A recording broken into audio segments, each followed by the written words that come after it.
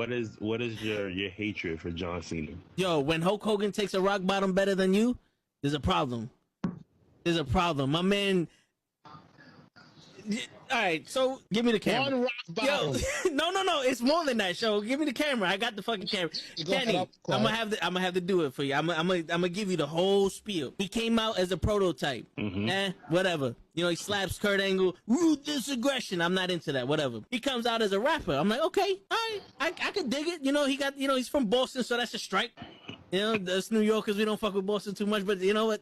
I'll look over that. He's doing his thing. Something original. Some I could, you know, there's something different. It's entertaining. Comes around, and my man has a choice between The Big Show, Kane, or Shawn Michaels. And he gives the most pussiest promo I've ever heard in my life. I will never forgive this. And he's on some, well, you know, I don't want to fight The Big Show because, you know, he's a huge guy, and, you know, you got the big red machine who wants to fight him, and Shawn Michaels is a legend. Fuck that, bro. You already beat all these motherfuckers already. Her return on SmackDown.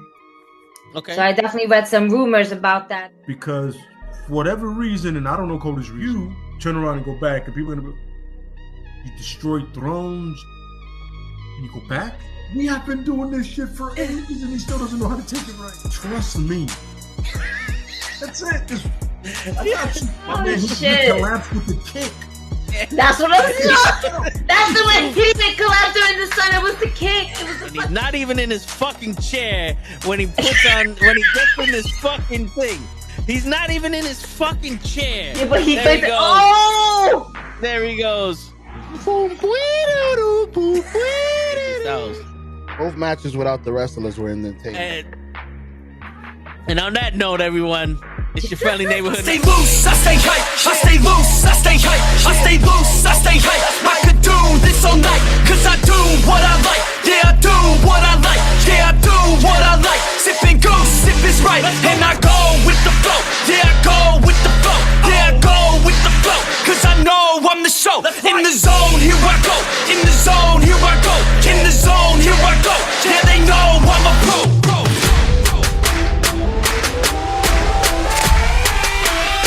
Let's go, let's go!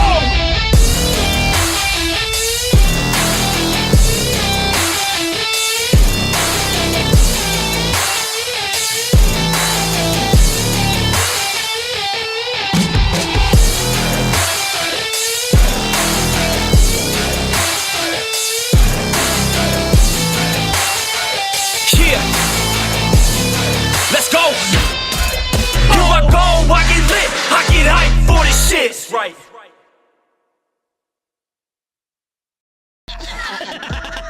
Word. He be like, I got a left elbow and a right elbow. I can break your face with an any elbow. Make sure that you get elbowed in your elbow with an elbow. Got the arm bar, get the phone ball, get around with the bomb and the bomb ball. That is gonna take you to Jersey Shore.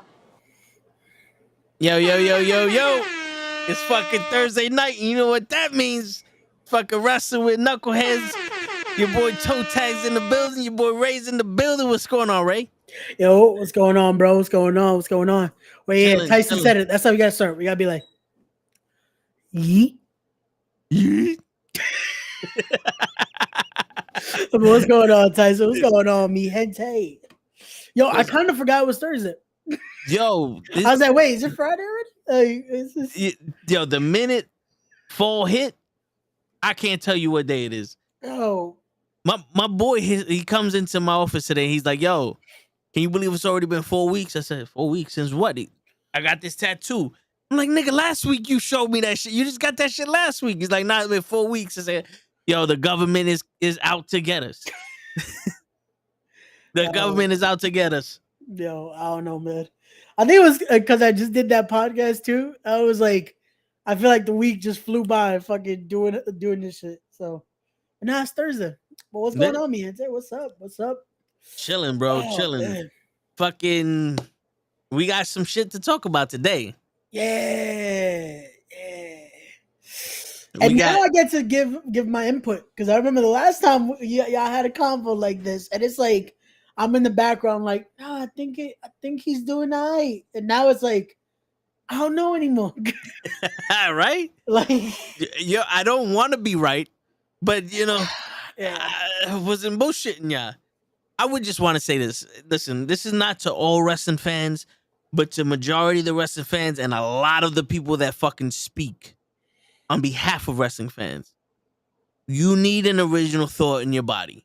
Yeah. Like the people that speak on behalf of wrestling fans and talked about, like, yo, if it's not your personal opinion, don't say nothing. Because people like to regurgitate what other people said without any basis of fact or research of what they said. It's just their opinion. And like you saw that video with Hogan. If you look back, Hogan was trash. WrestleMania 6. A whack wrestler cannot pull that match out of Ultimate Warrior. I am sorry. WrestleMania 3 was an iconic match. And if you watch it, it was very simple. It was very basic. But the selling and the psychology of that match made that shit bigger than what it was. This is the best thing I'll say with that is, as much as shit give Hogan this and that, maybe he wasn't the most diverse worker. However, a bad wrestler, I can't say that because brother drew money. Yeah. In this business, it's about making sure two things: getting a reaction, and you're making money. Yeah, and he made Vince and made the WWF, whatever you want to call it, WCW. Yeah, he made them a lot of fucking money. Yeah, and if you look back to the style of wrestling back in the days, what was the biggest draws? The psychology guys, Jake the Snake Roberts.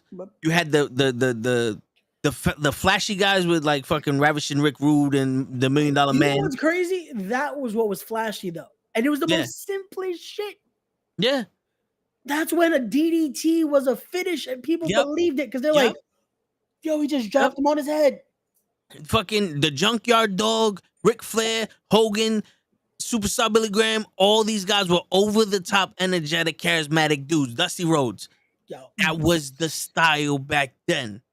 And Hogan fit the style. He put on good matches that you could see. He was like, oh, go out there and watch it.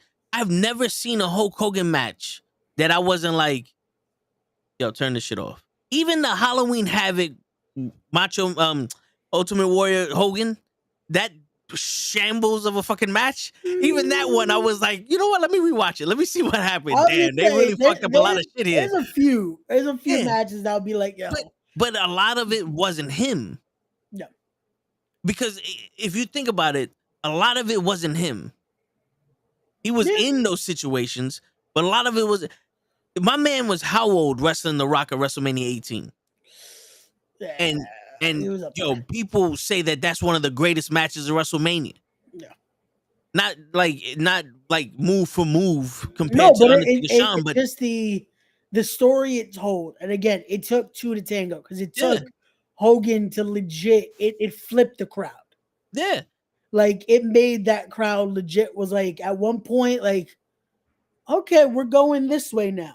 And it's one of those where, again, as much as people want to discredit certain things, it's like it's hard.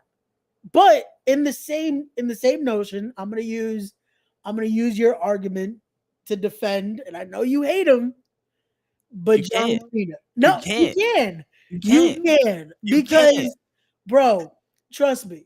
What? Name a match. Name a match that was like that. With Cena? With Cena. WrestleMania 23, him and Shawn.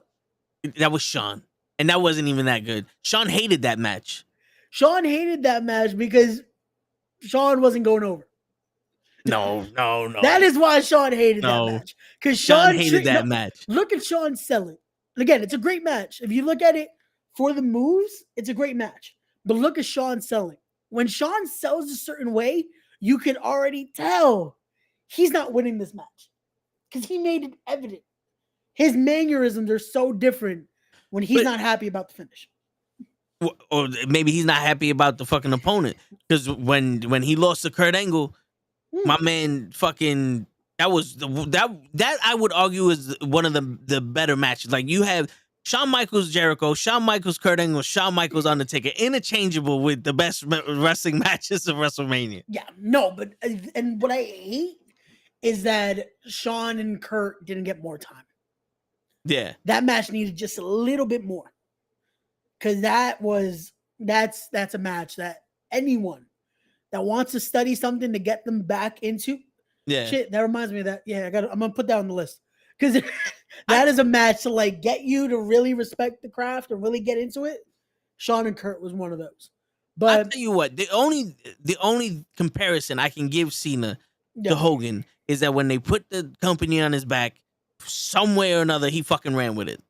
Yeah, but because he was that guy. He was that guy that was able to keep it afloat. Yeah, because get people interested. Because if you think about it, it was Hogan. Yeah. And then they passed it on to Brett and Shawn Michaels. Yep. They wasn't holding the company as strongly as Hogan was. Nope. Then we got to The Rock and Austin, and them motherfuckers were Atlas. Like, they had the world on their shoulders doing that shit. And after them, it was Cena. Yep. You know, and they tried other people. Like, they tried the Triple H run of it. They tried Kurt Angle. They tried Jericho. And it's like, they were hot potatoing it. But a guy that took it and was the guy for years had to be Cena. But Cena had his I'll give it this. If for the Cena haters, yes, he had Edge, he had Randy, he had Shawn, he had Triple H, he had guys to help work. Yeah. But at the same token, as the guy, no matter what you want to say, oh, but it was Super Cena. No, he still made it viable. It wasn't it's John Cena. What? No, it was like Cena was the guy. You know why? Here's the thing. You know why that he was able to carry it for so long? It's the same reason that Roman. Well, no, Roman actually doing it for a different reason. It's the same reason that they wanted Brett and Shawn to hold it, because Cena was popular before he was world champion. Yep. And they find, like, when he was doing the Thugonomics, that was when he's the height of his career. Yep. And then they took that and they gave him the title, and people were bandwagoning. And then that was the shit. He went into hip hop the same way Hogan went into rock and roll. When the MTV era hit with WrestleMania, Hogan went into the rock and roll shit with Cyndi Lauper and all these other people. Cena went into rap with Snoop Dogg and all that. He transcended across multiple fucking facets of entertainment. What's crazy is to think he was about to get fired with that. Yeah, and then he turns into the Marine.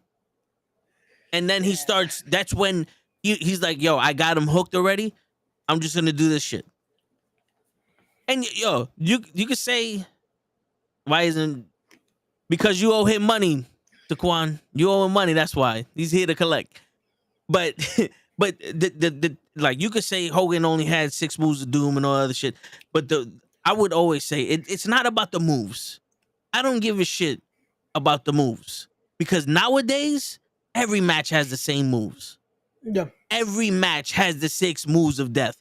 The only reason why Show was so impressed with Ricochet is because no one backflipped off of somebody yet other than him. Once other people learn how to do that shit, it's going to be the super kick.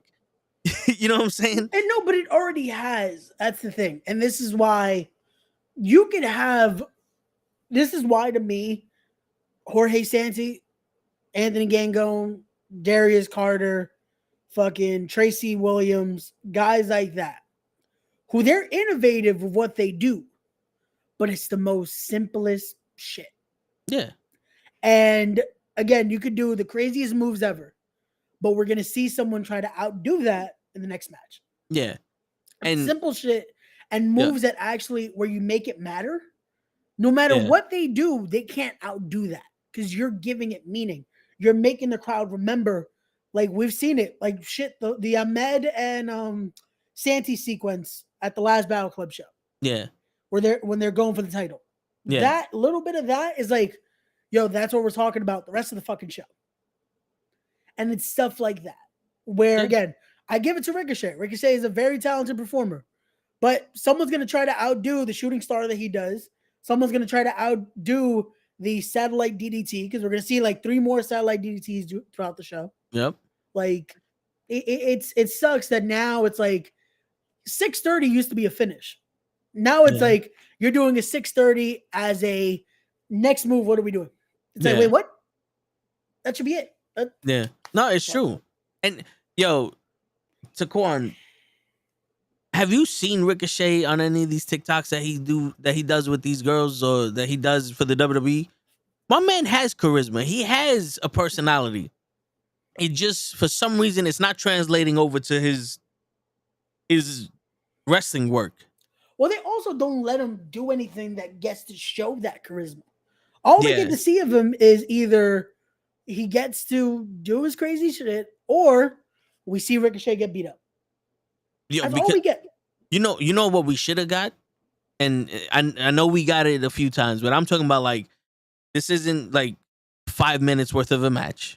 This is what you gave Shinsuke and Ricochet. We should have got Shelton Benjamin versus Ricochet. Oh man, that would have been good. That would have been two guys with the same amount of athleticism. Maybe Shelton Benjamin doesn't do all those flippy shit, but he has the same amount of athleticism going at it. But Will Ospreay, I remember was Ricochet and Will Ospreay were pretty much parallel with their ability in the ring. But Will Ospreay found his niche. He found what makes him the best wrestler in the world. He's that fucking gritty fucking guy that's willing to do anything to be in the ring. He even changed his style up a little bit. He had to. But that's something where Ricochet needs to be able to do that too, adapt a little more. Yeah. So he lasts longer. Because Will Ospreay, people start to say, oh man, why is Ospreay already starting to break down? And it's like, because he was doing all this shit since he was 16. Yeah. Like you see the matches, like look at the clips we were seeing in the chat the other day of Ospreay and Ricochet legit move for move. And it's like that's every night. Your body can't hold up to that. Yeah, like shit. The stuff they were doing, they're running PWG, the shit they were doing in New Japan. All that, it breaks down your body. Yeah. His shoulder, legit, it started to fucking it was fucked. Like, and when he started doing Stormbreaker, even worse. Because now he's trying to put that shoulder to work, and his shit said, nah, we're done. Like, yeah. Like, yeah. And so we got off on the tangent of Ricochet because of fucking Taquan, but so Roman, yeah, the way he's holding the company is old school. Yeah. Because think about it. What was people's biggest problem with Cena? Every month we watch him wrestle the same fucking 3 people, and he's always winning. He never loses. He doesn't even look like he's about to lose a none. And we had that similar problem with Roman.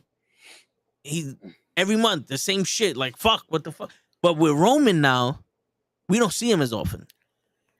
Yeah, and that's what's to me that's saving Roman like crazy. Yeah, and it's saving that title run because Seth is doing the shit that everyone hated when Cena and Roman did it. This motherfucker's defending the title more than Roman did in 3 years. He had the title for 4 months. And he got a broken freaking back. The problem is he's showing up, he's doing all this, and he's winning. Yeah. So that's why again, we give you shit, but I can imagine there's genuine people that are hating him because all we see Seth is, when he's there, he's gonna win. Because it's in our face every week he's there, but they're saying, his back, this. It's and this fucking guy, before he became champion, was losing every match. Yep. That's another thing that I don't like. It's like, we don't have short-term memory. No. I don't know who made that up with, they got short-term memory, their attention spans are short. No, we remember everything. Mm-hmm.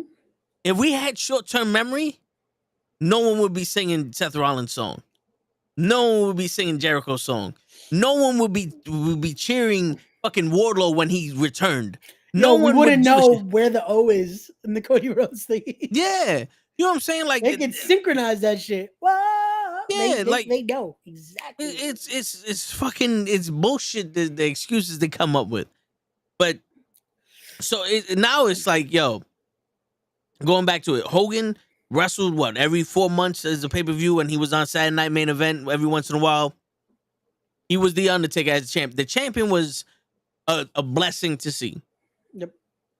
Now it meant more because it's like, cool. Now this is considered a big show. Yeah. The champ's coming back. We're seeing him. Yeah. We're seeing him in a either in a segment or boom in the main event. Yeah. See, but now we're not even seeing the Intercontinental title or the United States Championship, and those used to be the workhorse titles. Yep. And I was just watching a video where somebody was talking about how they like the fact that Gunther's defending his title on Raw and not on the premium live events, and I say bullshit. Because he can defend the title on Raw, but the premium live events makes that title seem more important. Because when you watch Raw, you're under the expectation of this is building the story. Mm-hmm. You're not expecting him to lose. A premium live event, there's a bigger chance he can lose. This is bigger stakes here. And we're not getting any of that. The United States Championship, you might as well throw that shit in the garbage. Throw it in the garbage. If Logan Paul wins the United States Championship, the only titles I will recognize is Roman Reigns and fucking Gunther's. There's no tag team championships.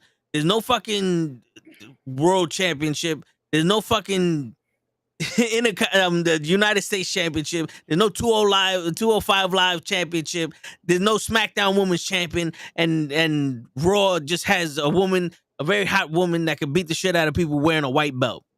Yeah. What's going on, Leon? What's going on, Leon?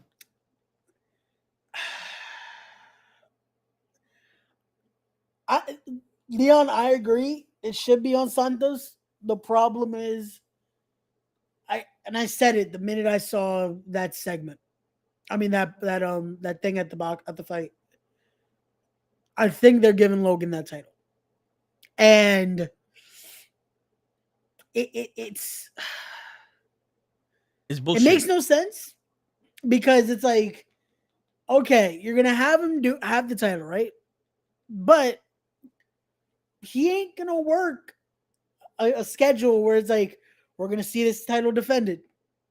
When is the next time he's gonna show up? The Rumble? If we're lucky. So it's like he's gonna have to lose that title pretty quick. Yeah. Like whenever he comes back, he's losing the title.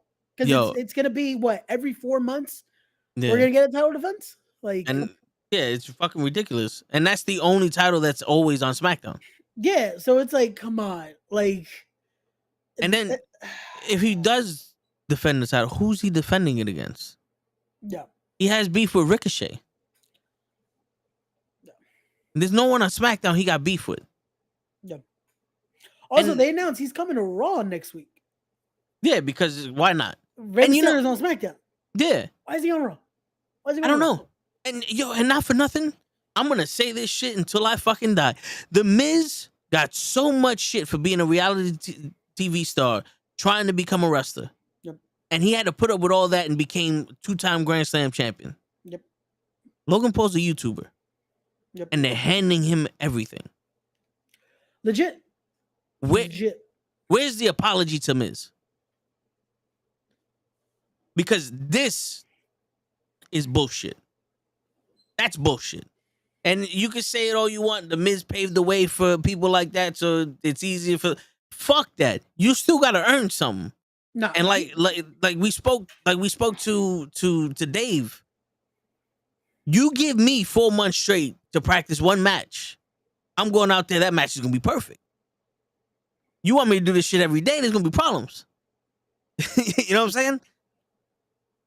And that's the thing, that this is where, again, people don't give people that practice and actually get into the craft and train. They don't give them that respect. But then there's something like this, and instantly, oh, you got to give him props. It's like, I'll give him props for wanting to step into a ring. But, and this is still going to be my thing, the fact that I don't see him fully improving is, come on, man. Yeah. Like, he has his spots. I get it. Yeah. But it's like, to the degree of this, he's not giving the same amount of training to wrestling that he is to a fight. Yeah. And not for nothing, Bad Bunny has no athleticism. And his match at WrestleMania was good with Morrison and The Miz. And his match with Damian Priest in Puerto Rico was way better. Mm-hmm. And you can't say it was Damian Priest that made that match good. Bad Bunny put in his work. And that's the thing. Priest can only do so much. Yeah. Because Priest has to, as the actual worker, carry he took the lead. Yeah, but it doesn't work unless there's two to tango. Mm-hmm. Bad Bunny has to be able to put his side of the work in, and he did it well. And again, this is coming from a guy who the week after is in a back brace singing in front of a bunch of people. Yeah. Like, this dude is fucking putting in the work. He legit bought a ring to take with him around to make sure he's getting that ring time. Like, he took that time. I think he moved, if I'm not mistaken, near the PC to be able to go train. Yeah. Yep. So it's like, when you're that committed, when you're into something like that, it shows. Like, again, I don't take it away from Logan Paul. Yes, for a bit, maybe he did put in that actual training. But since that one time that we heard he was training with Zachary Wentz, that was it. Yeah. Then it's like, okay, yeah, he's learning under this guy. He's doing this. But that's once in a blue. Yeah. Is he actually going to commit to something if he wants to do this? Because, again, if he's going to be U.S. champion, we can't see him every 4 months. Because then what's the point? At this point, then why do we have title matches on the shows? Because it's like, at this point, let Seth take a 4-month vacation. Let fucking the tag team champions take a 4-month vacation. Like, come on. Yeah, I mean, these titles used to mean something. And, you know, and giving Santos Escobar the championship would be dope for him, but it wouldn't change nothing. We have to find a way for this title to mean something. And the only way for this title to mean something is we're going to have a distinctive division for the United States Championship.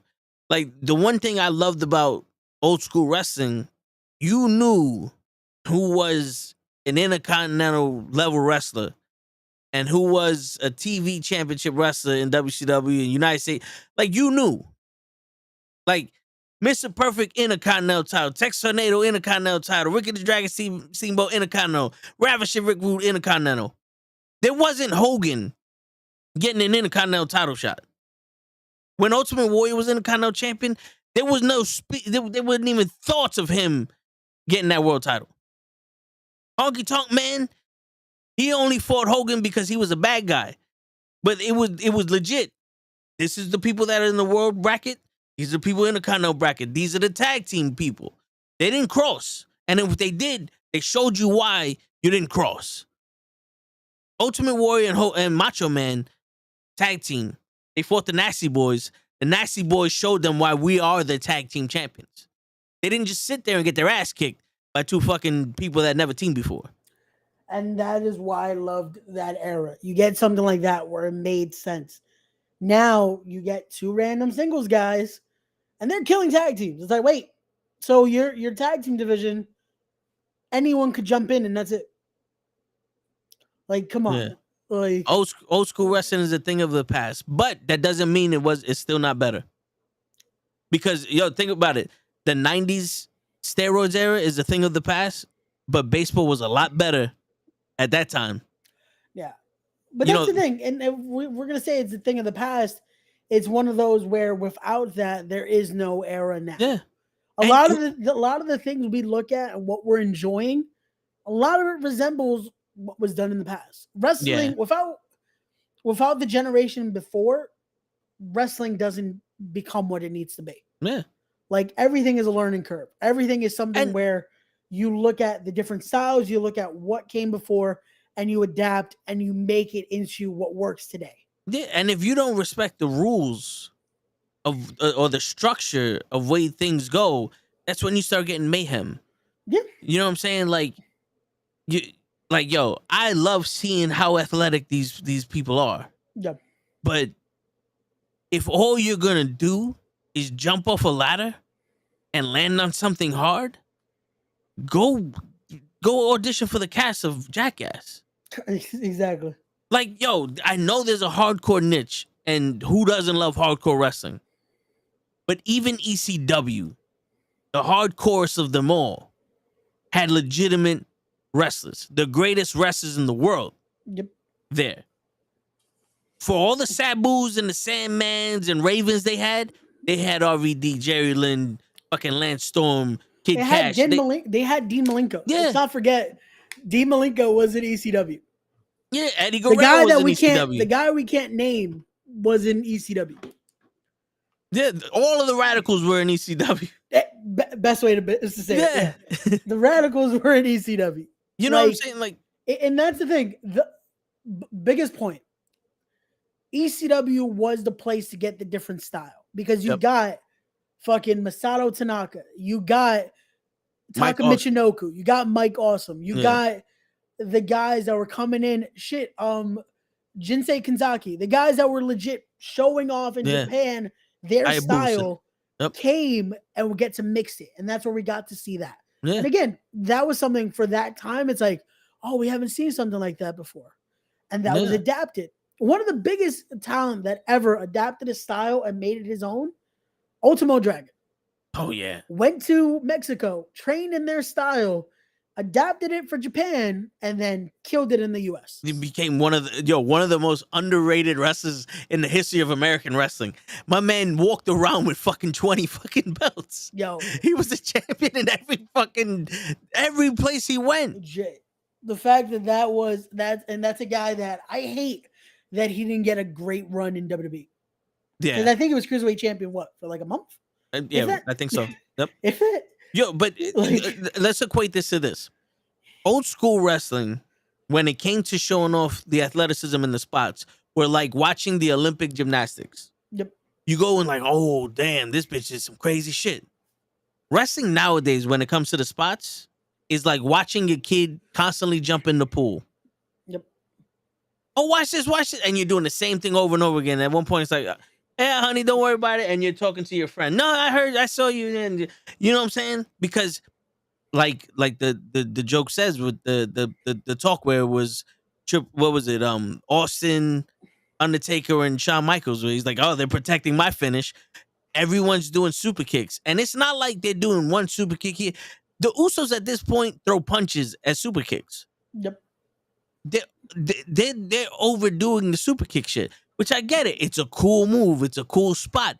But it's also one of those, bro, have you not thought about trying something different? Bro, this is how crazy it is. That my trainer at one point would tell us 2 moves I never want to see any of you do. The super kick and a cutter. If you can have a good match without doing those, you're good. Because every match, you're going to see a variation of a super kick. You're going to see a cutter. Yeah. And it kills because those were finishers. The sweet chin music, when you saw it, it could come out of nowhere. Yep. Meant something. The cutter, either if it was from fucking Johnny Ace, if it was from DDP. Diamond Dallas Page, or even when Randy actually was hitting it as a finish, it meant something. Yeah. Like it's one of those where that prestige of a move is kind of going. What's going on, Mr. Loki? Yo, what's going on, Loki? Let's see. I don't think WWE needs an X division. But I think if you were to set people up and be like, yo, these people are gonna go for this title, these people are gonna go for this title, it would make it easier to have storylines and have people build up for a chance. Because think about it now. Chad Gable, how did he become number 1 contender for the Intercontinental title? He fought everyone around Gunther. Yep. He didn't have single matches until he started fighting Imperium. And we wanted Gunther versus Chad Gable because that's gonna, on paper, it's an awesome match, which it turned out to be an awesome match. Yeah, the trilogy was great. But we're getting everything off of the strength, off the laurels of these people's athletic ability. Yeah. But we're not getting anything off of the story. I'm tired of this shit where people can just walk up, I want a title shot. Drew, you were gone. For how long? You teamed up with fucking Broseph, did nothing, and now you're getting a title shot? When did we stop earning shit? Yeah. It's like, I think I even said it on Monday when they started doing the promo, and I'm like, wait, how'd you just jump into the title picture? Like, it's like, okay, like Shinsuke's just done. That's it. Okay, cool. And that's the thing. It's one of those where Okay. When it comes to the X division, what I liked about it for TNA was one of those where it wasn't you just saw the cruiserweights there. That's where it started, but it became something where it was almost that, hey, we don't have a spot on the major title run. Let's give you something here where you got to see the Clash of Styles. Yeah. With WWE, they kind of, it would become the cruiserweight title. Yeah. And I'm not a fan of just the cruiserweight division unless there's enough. And that's what we started seeing with the last time they did the cruiserweight division. Random guys that's like, wait, why is this guy in the cruiserweight division now? Unless they're able to build it in a way that it matters again, don't. Because then it becomes a devalued title. Yeah. Like, the cruiserweight title was great in 2004, 2005, 2006. That era of, like, when Chavo and Shane Helms and guys like that were building it, that it's like, okay, cool. You want to be a part of the cruiserweight division again. Because the best cruiserweight division still is the WCW one. Oh, of course. That had everybody. It made something. The one that the one after the cruiserweight classic, it just died down. It was like, because they put that shit on the network, and people, I'm sorry, people are not gonna watch that. And then they kept changing the ring to make it different. Like, the closest thing that WWE has right now to the cruiserweight division is their women's division. Right. Because the women's division gives us something different. Yeah. And they're able to show a lot more than the men. No. And what the fork? What's going on? Yo. You know, and they're kind of fucking it up. No. They're kind of fucking it up. And it's still always going to be a thing of two time-wise. Give them time to actually tell these stories.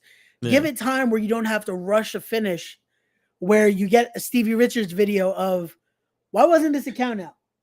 Because they have no time. Yeah. Like, it sucks. Real quick. Going back to the whole old school shit. Yep. Mr. John. AJ Styles. Arguably one of the best wrestlers around today. Yep. He can do everything that Ricochet and every other spot person does. Why is he the best? Because he does shit different. Yep. He does a springboard forearm, but his springboard forearm looks completely different than everyone else's. He does a fish drop. His fish drop looks completely different than everyone else's. In the indies, he tried to do a springboard and slipped off the rope. For months, that was a storyline of his own. Every time he went to do a springboard, he would wipe the rope down and he would like, no, I'm not going to do it. And then he finally did it. Like, this is what I'm talking about. Old school wrestling was, what did these guys do in that match? They did this, this, and this. We're not doing that in ours. Because our match has to be different. Yep. If you're going to watch a 4-hour match, you only need 2 people.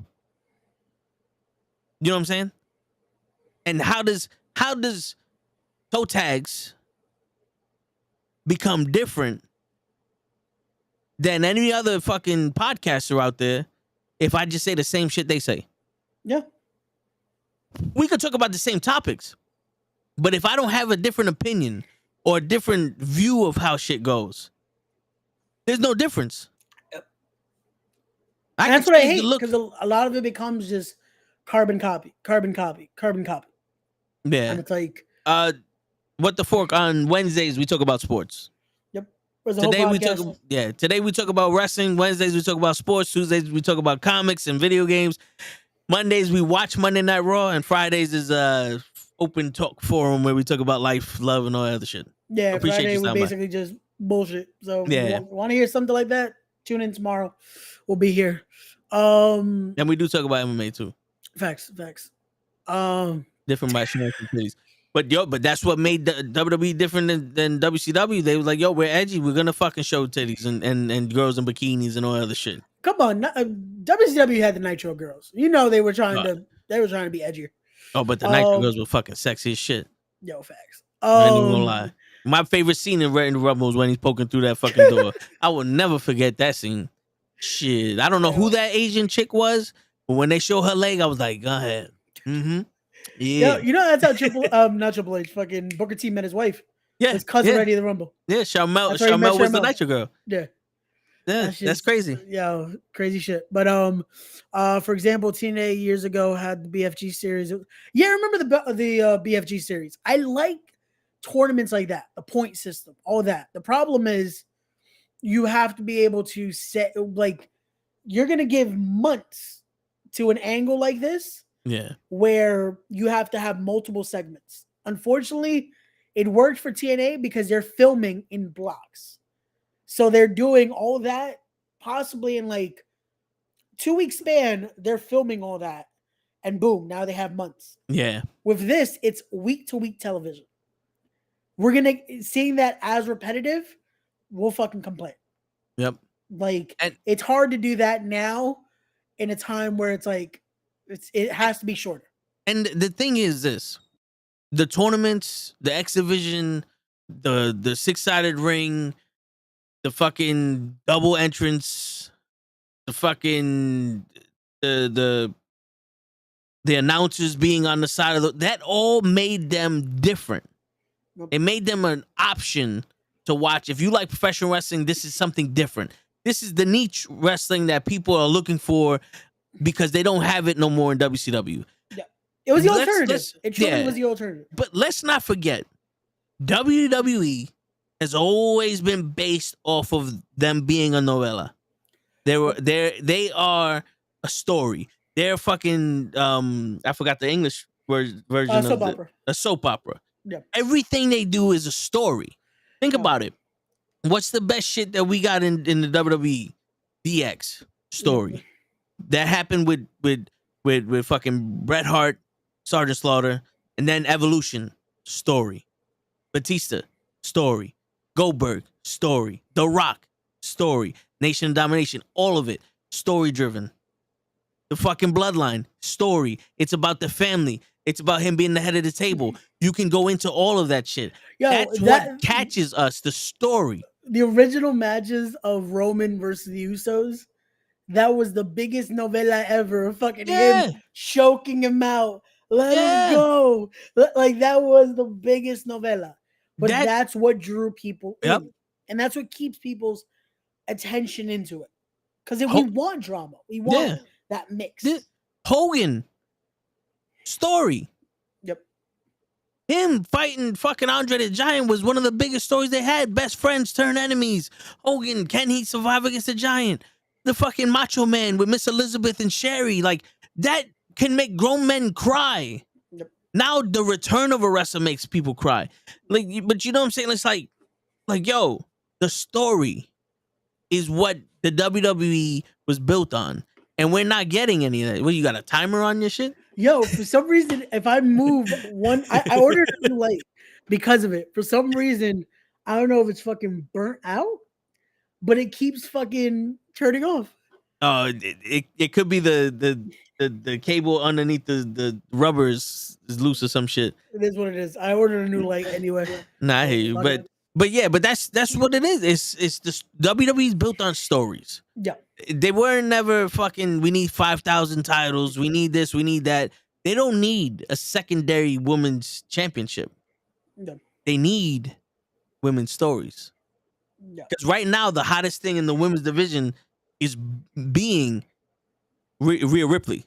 Rhea Ripley right now is the hottest thing in the women's division. And what are they doing now? Slowly, they introduced Nia Jax, Shayna Baszler, Raquel Rodriguez. Even fucking now, Starks. Now let's see what the story they give us. So far, it's Rhea Ripley is trying to control her division because she's trying to be the leader of the women's division on Raw. But let's see the story they give us. Gunther, they're telling us the story of him being the greatest Intercontinental Champion, but it's very hard to show that story when every week there's someone new. Yeah. Seth Rollins and Shinsuke Nakamura, I shit you not, could have went all the way to WrestleMania. Seth Rollins could have never had to fight anyone else. That could have went all the way to WrestleMania. Mm-hmm. But they fucked that up already. They could have, that should have been the story that you could have built to, because it still needs an actual, like, payoff match. because the last man standing didn't feel like it ended there. No. Even though it's supposed to be. That's usually supposed to be an ending match. They You know still why? feel like there's more to the feud. You know why? Because Shinsuke didn't get anything. Yeah. Shinsuke introduced a back injury. They oversold the shit. Yeah. Shinsuke should have been world champion. Yeah. Shinsuke should have put Seth Rollins on the shelf for a month, 2 months. And it would have Then worked Seth Rollins because comes you could have worked that in Yeah. of Shinsuke. He didn't win the title, but he took out the champion. Yeah. And then Seth Rollins comes back. He could win the title. Seth Rollins comes back, and then he settles the score where he takes out Shinsuke, and we don't see Shinsuke for a little while. Because, yo, you telling me you knock Shinsuke out for 10 seconds, and then the next Monday Night on Raw, he's having a fucking anywhere pinfall match with Ricochet? That story really don't make no sense. It don't make no sense. And that leads to the topic of discussion. I know who said it. Was it John? Hooray for Triple H? Oh, yo, Triple H is the lead of character development or whatever, creative. Yeah. I already mentioned the shit they're doing with the women's division. Apparently, Triple H loves the women's division because every time he's in control of something, the women's division does stuff. And he's parading Jay Cargill like she's a fucking Muhammad Ali or some shit. Is it surprising though? Because when you look at who are the figureheads right now, the women's division, it's all NXT. Yeah. So it makes sense. Triple H is going to work a lot. Like he's going to give that push to people he basically developed, in a sense. Which, as much as people are going to hate it, I can imagine that's why Rollins is where he's at. He built Seth Rollins. Tyler Black was already something great. And then when he came to the WWE, they saw something and boom, a figurehead of the company. Yeah. With Roman, same thing. He was, but even though Roman Leakey was a WWE creation. Yeah. And then boom, Roman. But you see, so Seth Rollins is the regression I'm talking about with Cena. Yeah. But he's doing it too early in his run. Yeah. Because this guy, at least in the beginning, Cena had to earn that win against the Big Show for the United States title at WrestleMania. He kind of earned that title against JBL because JBL was the longest reigning SmackDown champion at the time. It was like, can he beat him? JBL always finds a way, and he finally beat him. Oh yeah. And then the longer he stood, the more he digressed. But Roman, he had to progress to get to where he's at. Yeah. To the point now where it's like, again, Roman has almost surpassed the title. Yeah. Like we had this conversation the other day about even if with Roman, he can finally lose that title. But it doesn't hurt him. What would hurt him and what's going to be what needs to be the final nail in that story is losing the title of tribal chief. Yeah. The actual belt means less than the tribal chief does. And that's when you know they've told the best story they could. Yep. Because they've told the story where now Roman is in a historic reign, holding that title for over 1,000 days now. Yeah. And still, the tribal chief title is what holds more weight. Yeah. Because that's what he always puts as the story. And it's the thing. It's one of those where we all give him credit for that. We say, yeah, he's held the title. It's congratulations. But he still has to ask to be acknowledged. So that's what means more. That's what he wants. That's where the respect, quote unquote, comes from. And the problem is there's only one man that they're building up parallel to him, but on the opposite end of the spectrum, that can make a historic victory win over Roman and be that next champion that carries the company and not a transitional champion. Yeah. And that man's Gunther. Yeah. Because the Usos, right? Jey Uso, he lost a lot of momentum when he's the tag team champion with Cody Rhodes. This man went to Raw to be his own man. He's back in the group. Yeah. It's hard that you build that. You build, oh, Jay's gonna go here, he's gonna do this. It's like, okay, cool. It takes him away from this angle. And then, yeah, let's put him with Cody. Wait, what? Yeah, because think about it. If he had the feuds, let's say he went to Raw and he's like, yo, I'm not that guy anymore. And he had the feud with Kevin Owens and Sami Zayn was in the middle of it. And then we find out that Kevin Owens was traded to SmackDown for Uso.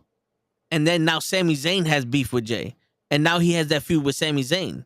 And then it's like, yo, but it wasn't Sami Zayn. It wasn't my fault. It was Cody's fault. Now he has the beef with Cody. Now we're talking about all the way up to WrestleMania, right? He does all that shit. And we can figure out a way to have Jimmy versus Jay at WrestleMania. Or we can figure out a way to have Jay versus Gunther at WrestleMania. And let Jay win the Intercontinental title at WrestleMania. Then the WrestleMania after that, my man's going after the Tribal Chief. He already done shown that he leveled up. Yeah. See, the thing is, I get this needs to lead to Uso versus Uso. But there's a way you could do it without having to add this just out of nowhere. Oh, Jimmy screws him. It's like, wait, why did we need this caveat of he needs to be tag team champion again for no reason? Yeah. To lose it in less than a week. It's like, what was the point? Like, I get this could have been a way for him to go to SmackDown. He did, and they did not even touch. You know what it could be? You want to make that Jay versus Jimmy shit? Let's do this. From the minute Jay left, Jimmy gets back into the bloodline. Roman's giving him shit for it. Jay beats Kevin Owens in that story. Beats Sami Zayn. He beats Cody Rhodes. Yep. Jimmy is here or there. Yo, Jimmy, you see what your brother's doing? Maybe he should be back in the bloodline.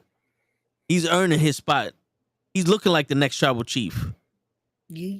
Jay fights Gunther at the Royal Rumble. Yep. We can either have Jay win the Intercontinental title or Jimmy screw him over for it. But that storyline of you not as good as your brother will make Jimmy want to take out Jay to prove he's better than his brother. And we have that match at WrestleMania. There goes your story. There goes your bloodline tie. Because now at WrestleMania, Roman, you made me face my brother. Because you filled his head with lies and blah, blah, blah. I'm coming after you, bro. And we can have this shit at SummerSlam. We have this shit at Survivor Series. You know what I'm saying? It could be one of those Chris Benoit shits. You're not on SmackDown. You can't get me. And he has to win the Rumble the next year and challenge Roman for that title at WrestleMania. Yo, I don't know about you, but I plan on watching wrestling for a long time. Same. Yeah. I don't know where they get this thing where it's like, yo, after WrestleMania, no one's going to watch wrestling no more. No, I plan on watching it for another 20, 30, 40 years. You know what it is? Because they know that's the point where they have to start to end certain storylines. But with this, we know it's going to go on for a long time. Yeah. This is the story that just you can add layers to. You can build off. You can make it where now, boom, there's something else to build to. Yeah, because this storyline could go, you do that at Mania, then boom, SummerSlam, you do the Roman Uso match. Yeah. But and think about this, John, if you're still here. I think he left already. I think once he noticed that we're speaking facts. Yeah. But John, and for everyone else that's listening, and for the people at home that are playing the game on Spotify and all that other shit, you know where I got that idea from? The long-term storytelling over the years. WrestleMania 4. Macho Man wins the tournament and becomes the World Heavyweight Champion. Hulk Hogan helped him out. Then Hulk Hogan became tag team partners with Macho Man. They became the Mega Powers. That went for a whole year. WrestleMania 5, Macho Man versus Hulk Hogan. That imploded because Macho Man was jealous of Hulk Hogan and Miss Elizabeth because he thought Hogan was going after his girl. I see the lust in your eyes. So we had year-long storylines that paid off big multiple times. Come on, people. Come on, people. WrestleMania 9, Yokozuna defeats Bret Hart. WrestleMania 10, Bret Hart beat Yokozuna. Come on, people. WrestleMania 11, Shawn Michaels versus Kevin Nash.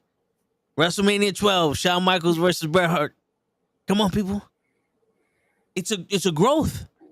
Shawn Michaels won the Royal Rumble to become champion, become number one contender against Diesel.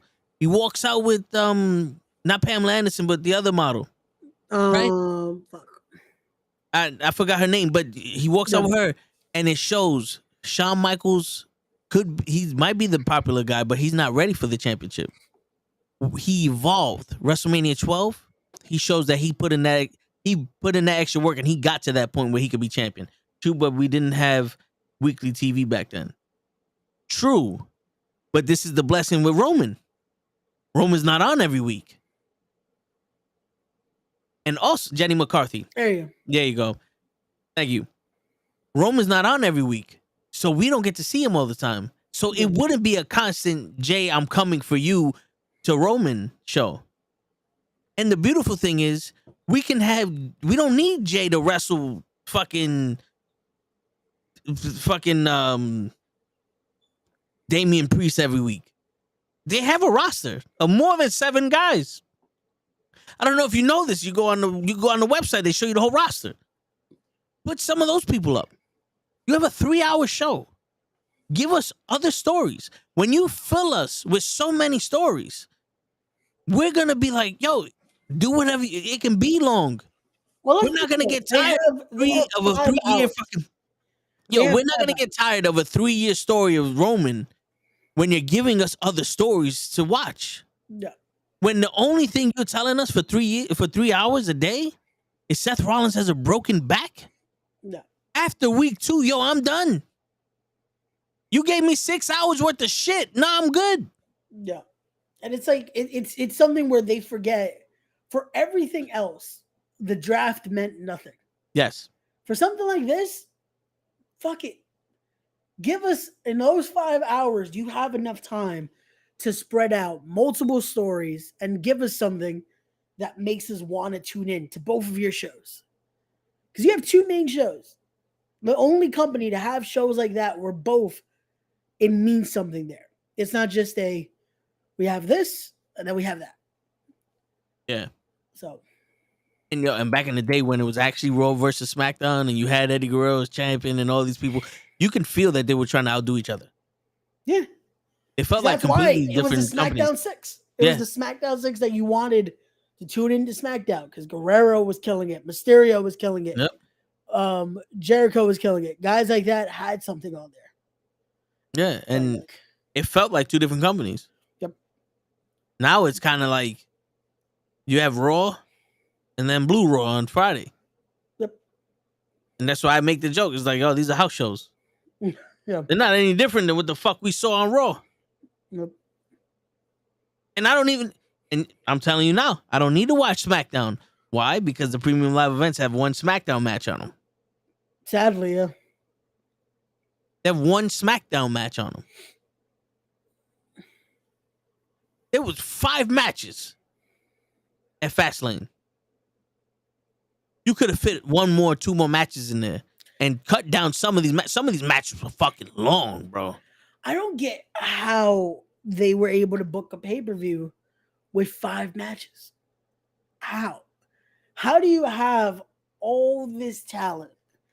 You know what? 5 matches. If I'm going to that show, if I bought a ticket and wait, what? There's only 5 matches? Is there a Rumble? Like what? Yeah. 5 matches? Like shit. Like I'm all for a card can be good with 7 matches. You don't need more than that. Yeah. But 5 for a pay-per-view is insane.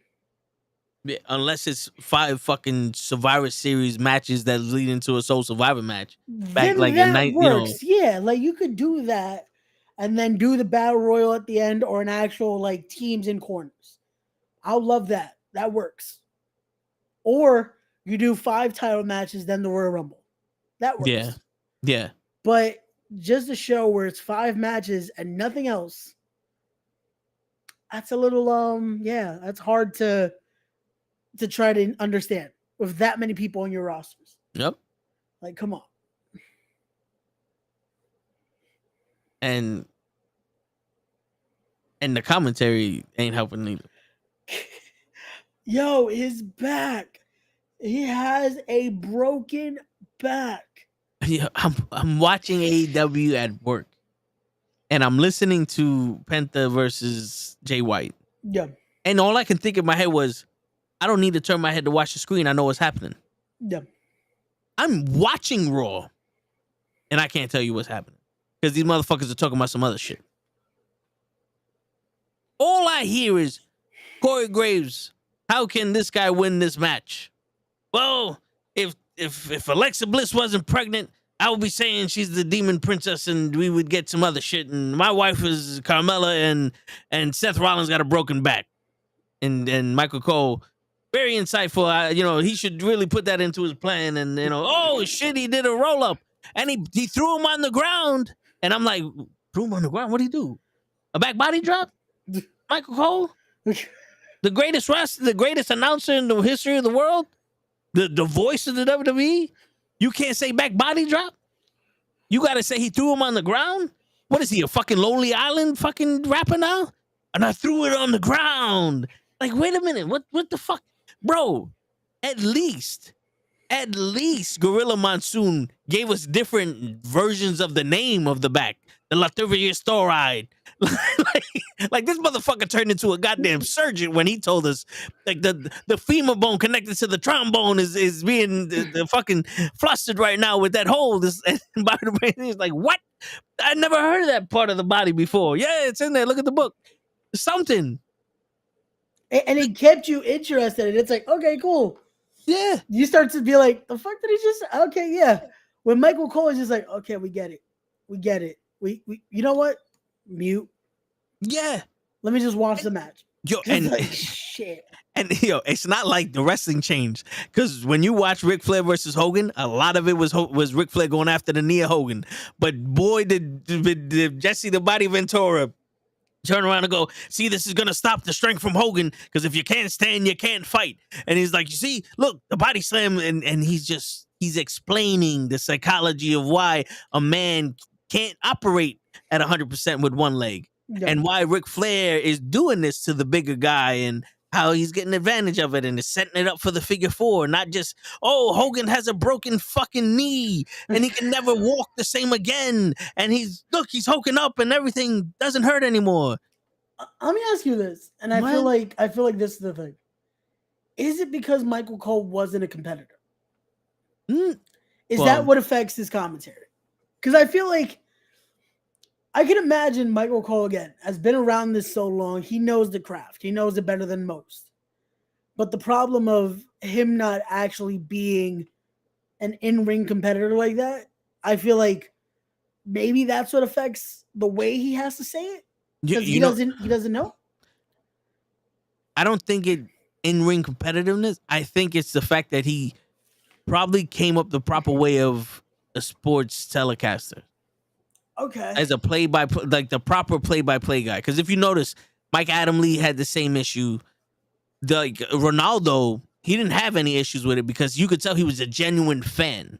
Yeah. So it's I think him and like Coach, like they came up the proper channels where when you're in wrestling, you know the no. Like us, we're lifelong wrestling fans. We speak about this. We know what we're talking about. When you got somebody that just started watching wrestling, they're piecing together shit. They're trying to piece together shit that they seen, and we're looking at them like, doesn't like. I understand where you're coming from, bro, but that's not how it works. Yeah, you know what I'm saying. And then where like JR wasn't an in-ring competitor, but this man can talk because he knows the psychology of what the purpose of him being there is. And he was another one that, again, that broadcasting still came into play. Once again, I give Michael Cole credit because he was also, if I'm not mistaken, he was a war correspondent.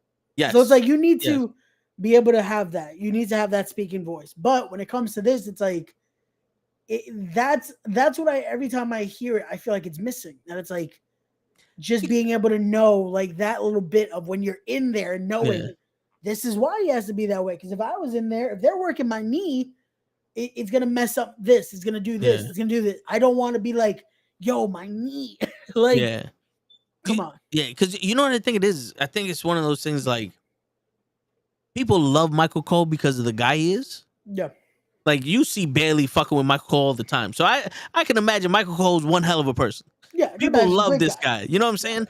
But it's also one of those like you don't really see him doing like what you would do when you commentate. Like your job is to put the wrestlers over. Put the match over. When he talks shit about Top Dollar, it's hilarious. When he wants to bury someone, he fucking can. But there's like Ricochet. The best you're getting out of him is the scream, like the oh my god, he just did this off the top of the cage. All right. But when they did that for the Hardy Boys, Jerry the King Lawler and JR, they added that extra shit to it. Like, yo, JR, you son of a bitch. Mankind has been broken in half. He's dead. Like that was make you turn your head. What the fuck just happened? Not, oh my god, he jumped off the cage. Oh, okay, so he jumped off the cage. You know what I'm saying? And it adds that. It adds something that now it makes the moment. Yeah. Because commentary is supposed to add to it. It's supposed to build the story and help you. It's supposed to be able to give you that audio soundtrack to what's going on. Yep. It shouldn't take away from it. It should be able to add. It shouldn't be the audio so much that it's like, okay, we get it. Why am I watching the match? No. It should be able to play alongside it. Like that's what it's supposed to do. And that's something that JR in his prime was untouchable. Yep. And I don't know. That's something where I always see like the art of commentary. It's so subjective, but it's like when you hear great commentary, it's hard not to say it. Yeah. Like, and it's not like Michael Cole doesn't have his moments. He has his moments. No, yeah. There's still, like I said, to me, I still got to give him credit because Michael Cole was the voice of like my childhood. It was him and Taz. Him and Taz legit killed it for that era of like when SmackDown was on UPN and all that. See me. I'm old enough to go through 5 generations of different commentators. Well, actually more than that because of WCW. I grew up with Tony Schiavone and Jesse the Body Ventura, Roddy Piper and Gorilla Monsoon, Bobby the Brain Heenan and Gorilla Monsoon, Vince McMahon and Bobby the Brain Heenan, Vince McMahon and Gorilla Monsoon at the time. Then you had Bobby the Brain Heenan, Mike Tenay, fucking JR and Jerry the King Lawler. Yep. Taz and Jerry the King and Michael Cole. You had Joey Styles. Yep. Even Paul Heyman was announcer. I'm hearing all of these people and even Booker T when he was announcer in TNA. You know, he was Black Snow and shit like that. You know, like I even remember hearing Al Snow as an announcer for Sunday Night Heat, where he didn't know any of the wrestlers' names because they were new people, so he called them Baba Ganoush 1 and Baba Ganoush 2. You know what I'm saying? Like I grew up with so many. Yeah, I remember that. To me, what I say though, why I give him the credit is because that's the remembered team that was apparent instead of you'll get the thrown together. Because there was at one point Raw legit had, hey, who do we have under a Legends contract right now? Yeah, let's put him on. True. Mick Foley, come on. Booker T, come on. Coach, come on. It's like, Michael Cole has been. Michael Cole has been tenured. He's been there. He got the longevity in there. Yeah. You know, you can't deny that. But like based off of my thing, you can tell when Michael Cole cares about a match and when he doesn't. Yeah. When Pat McAfee's wrestling, he puts his all into that shit. Yeah. Pat McAfee's his boy. You know what I'm saying? But also we can't connect over the TV to a wrestling match the way you can in person. because you have the whole energy of the crowd, the wrestlers. You feel like you're part of the match when you're in person because you can't hear nothing, but you feel like you're part of the match. On TV, you need the announcers to get you invested sometimes. It's supposed to, again, give you that feeling that it's like, Yeah, yo, you hear that emotion? I need that. That's Yo, what I need to feel right now. Because think about SummerSlam. I forgot what year it was. Macho Man versus the Ultimate Warrior, career-ending match. Fucking 7 elbow drops. Each one of them, Bobby the Brain Heenan's like, yo, that's it. He's dead. It's like he's going up for it again, and you can see. I'm just gonna go right back into the fucking genius of Macho Man. Every elbow drop was taking more and more out of the Macho Man. He wasn't just running up there and just kept elbow drop, elbow drop, elbow. He got tired, and you see how it was weighing on him more than Ultimate Warrior. Yep. And it, like, at one point, Bobby Heenan's like, "Yo, bro, how many are you gonna do?" Like, and it gets you invested. Like, holy shit! Like, it is really hurting the Warrior. The Warrior's like, this is it. It's done. And the Warrior kicks out, and then Gorilla Monsoon comes in, and that's when he shoots the shit, and everybody cheers. Oh shit! The Ultimate Warrior is still around. Nowadays, it's finisher, kick out, finisher, kick out, finisher, kick out, finisher, kick out, finisher, kick out. It's like, yo, there's no more thing as a finish. Roll up. you know, but it's like, holy shit, they just did an exchange. And 1, 2, 3. Wait, what? Yeah, because not for nothing, the whole shit, like, everybody, and the light turns off. See, that's good commentating for you. I'm keeping the story. What about the light? How can Ray see without the light? He needs air to breathe and light to see. No, but you know that's lacking in all of wrestling. Yeah. AEW is trying to, with the story and the whole Christian being this kid's father shit. Like, I don't know. I guess that's what they want to do, but you know, it's like that's the childhood I grew up with. That's what wrestling was, and it's gone. Yeah. And then it's total tobacco, like the In Your House video game where fucking Vince McMahon was the announcer. It's total tobacco. You know what I'm saying? Like, that was the whole shit. You know what I'm saying? And we're not getting that anymore because of this whole the short attention span. Sorry, bro. That's legit the excuse they give every single time. It's the short attention span. This, and it's like, is that an excuse or is that just what you're saying? Like, that's what it is. But it's like, it's bullshit. Come on. That's a bullshit excuse they're giving. It's a bullshit. Somebody said it and they're like, yeah, you're right. They got a short attention span. That's why they don't care. No, I mean, listen, bro. No one would have an appetite if you kept giving them bullshit food. Yep. Think about it. If someone gave you bland food that you didn't like, you gonna eat all of it? You're like, yo, I'm done. I don't want this shit no more. But then they give you food that you like, you eating all of it. You ask for seconds. That's not an attention span. That's like, oh, he just doesn't have an appetite. No, nigga, you can't cook. Because that's the problem. How many wrestlers have we spoken to saying it's my job to make you cheer or boo for me at the end of the match? Yep. It's the wrestling organization's job to make you invested.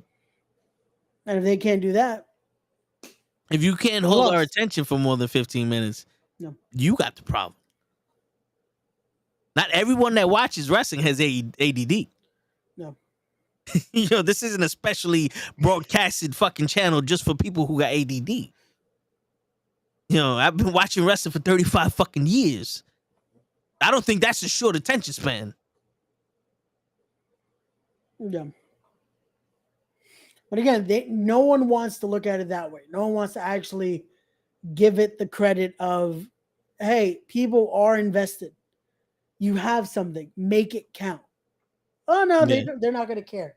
It's like they will care if you actually give them something to care about instead of, no, we're just gonna give the same product, or no, it's not worth it to extend. It's like, but this is what they're paying for. This is what they're actually here to see. Make it worth it instead of let's just put this out there to put it out there. Yeah. Why? This is what wrestling is, that build, is that actually making it count, making those moments count. Those feuds, the Austin Rock was a long feud. Yep. And we could fucking break it down. Instead of just, they could have been like, yeah, we'll do Rumble to Mania. That's it. That's the feud. No one would have cared. No one would have been like, okay, yeah, it's a historical feud. No. Like, giving it actual time, it resonates with people. It builds. Shit. Shawn Michaels and Triple H, that feud of just two best friends become bitter rivals. Yep. And just the little moments that lead into that first blood, that last man standing, all that. It's like, gave something. And even when you do those short feuds, as the light turns off again, when in the middle of darkness, the light turns off. Ray can no longer see. Do the vampires come striking now in the middle of the podcast, or do they wait until it's over because they don't want any witnesses? I'm sorry, I had to narrate it. But all good, it's all good. See, you're telling the story. Yeah, you know. This light continues. Now people on Spotify are like, yo, I wonder if it's going to turn off again. But you know, when they do the short-term stories like Hogan and The Rock, or The Rock and Cena, these two people are well established. They don't need a year-long build-up to have The Rock versus Hogan. Yeah. That's a dream match. We put that together now. But but you did need The Rock and Stone Cold before they were The Rock and Stone Cold to have a reason to hate each other so much. And they came up together. Let's put it this way. They matured together. They were the polar opposites. Yeah. And it was a destined thing to happen, but you need to make sure we actually cared. Yeah, that was the Sabu Taz of the WWE. Yep. And we don't have that no more. Like yo, no, I know I'm jumping to AEW, but I have to say this. Why the fuck is Wardlow going after MJF? They settled their beef. Yeah, like I thought that was already done. Yeah. Why is he on the wrist? See, so now the story it's confusing because it's like, did MJF steal your shit?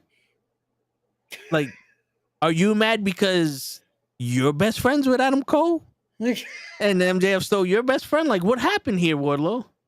You cut your hair and you forgot who you're mad at? Did MJF cut your hair? Did he send someone to cut your hair? Like, yeah. And another thing, Hobbs. You could have just beat the shit out of Jericho. We don't need the 7-year-old boy Jericho telling you to sit down and your grandma bought tickets. Bro, you're not Eddie Kingston, my man. Stop. Yo, they're starting to do the stories like if they're super kicks. Everyone got the same story. Everyone got the same beef with these old wrestlers. They're not saints. Cool. You're not going to see me out there. Seth Rollins, when I was 22 years old and I went to his contract signing for you, you had to leave early. And I was the next one in line and you left me hanging. And I was there for 6 hours. Now I devoted my whole life to train and break your back. Who gives a shit, bro? That's the life. You know, there was other people online. You took that shit kind of personal. I don't think he did that shit to you. You know what I'm saying? Like, Sasha, when I took a picture with you, you made me stand 7 feet away because of COVID. And all I wanted to do was have a picture and people think it's fake. And now I'm coming to break your foot. Like, relax, bro. Relax. It's like, yo, it's COVID protocol. I think it's gonna be all right. Like, yo, bro, relax, man. I get the whole, when I was a rookie, y'all motherfuckers disrespecting me and I never forgave you for that shit. I get that. You know, because you, man, you know, that's personal. They went to you personally. But when I was a kid, bro, he ain't your father. I'm sorry, Powerhouse Hobbs. Jericho is not the father. Yeah, you don't have his hair. You gotta relax. Yeah. You could have came up with something better. You could have been like, yo, like he could have just basically been like, yo, Jericho, I'm tired of you taking my spot. Yeah. That would have been the best story. Just like, I'm tired of everyone else being in the spotlight. It's my time. Like, that's it. That's all you have to do. MJF says everyone is after him. I wonder if they're going to use the paranoid. They should, at this point, have him get jumped again. And just the paranoia of, because now he doesn't have his best friend. Yeah. And people are still pushing this of Adam Cole isn't actually injured. And it's like, come on, man. This dude is fucked up. Yeah. His ankle is fucking broken in 3 different spots. Yeah. You know, to be honest with you, I think this is the perfect time to have MJF lose that title. Maybe to Jay White. So that way he could chase it again. Because you got a year's worth of shit there also. Yeah. You know what I'm saying? Like, holding the title for a long time means something when it means something.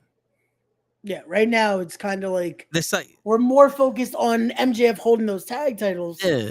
And I'm forgetting, he's also AEW champion. Yeah. So might be time for him to lose the title. Yeah, like Roman being the world champion means something for multiple reasons. 1, there's no one else to take the title from him. Yep. 2, this is the hottest story that we got. 3, we don't see him all the time. Yeah. So it makes that title seem more important. No. But Seth Rollins, him holding that title is starting to become bothersome. Yeah.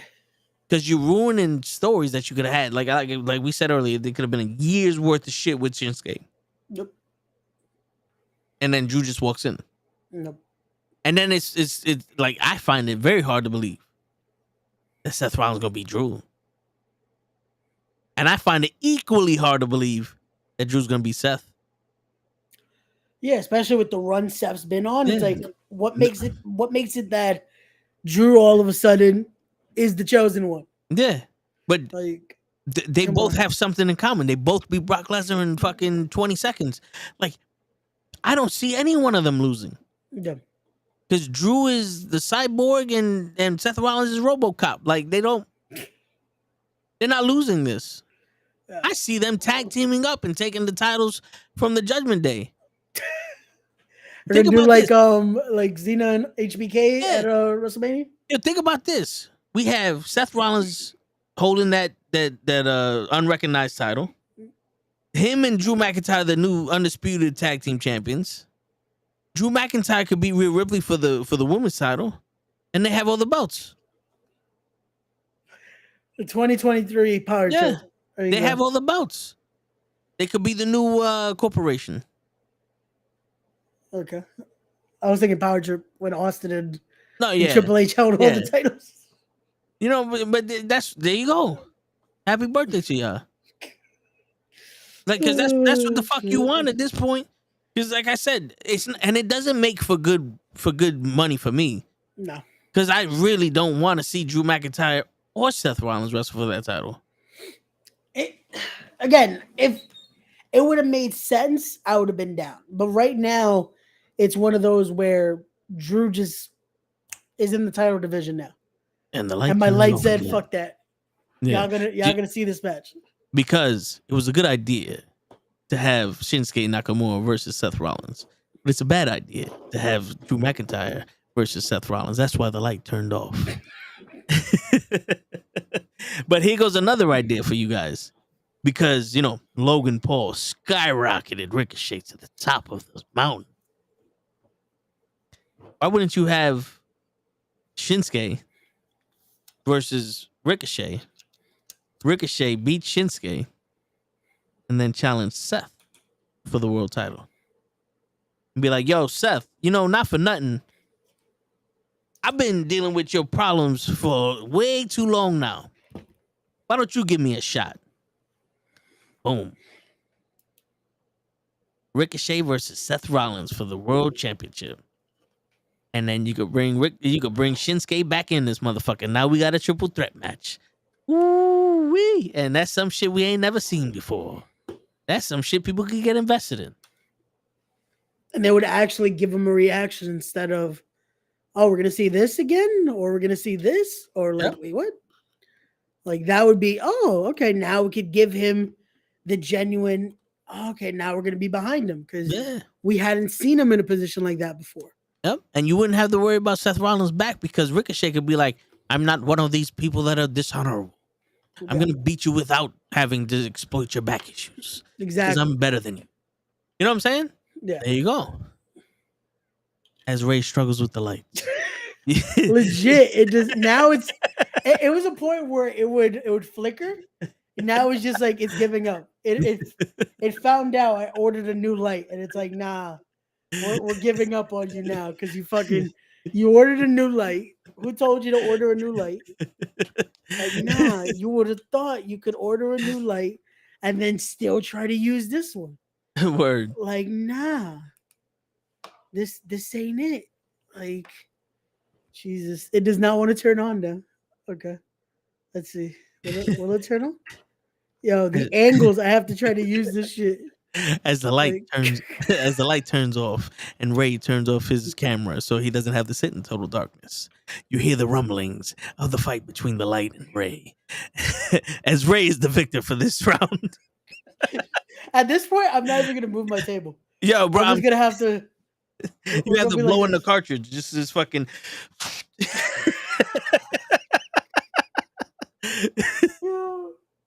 This is again by tomorrow. I have a new light. It's already. I legit got the email confirmation that it's coming. Nice. So nice. I will have it by the toe of the show tomorrow. Oh, apparently my lightsaber's coming in on Tuesday. Hey, get this. I think the lightsaber's coming on Tuesday because Cap ordered another lightsaber that you buy one get one free, and I was like, "Yo, how is the free one gonna come before my lightsaber?" But yeah, so Leon. Did y'all see the video of Mercedes Moné going ham on the fan in New York City Comic Con? Yes. I did. And I'm not going to lie to you. She will not talk to me like that. Okay. So let's get into that. Because do you blame her for her reaction though? Yes. Okay. Why is that? Because I feel like I kind of get where she's coming from. I don't blame the frustration. Yeah.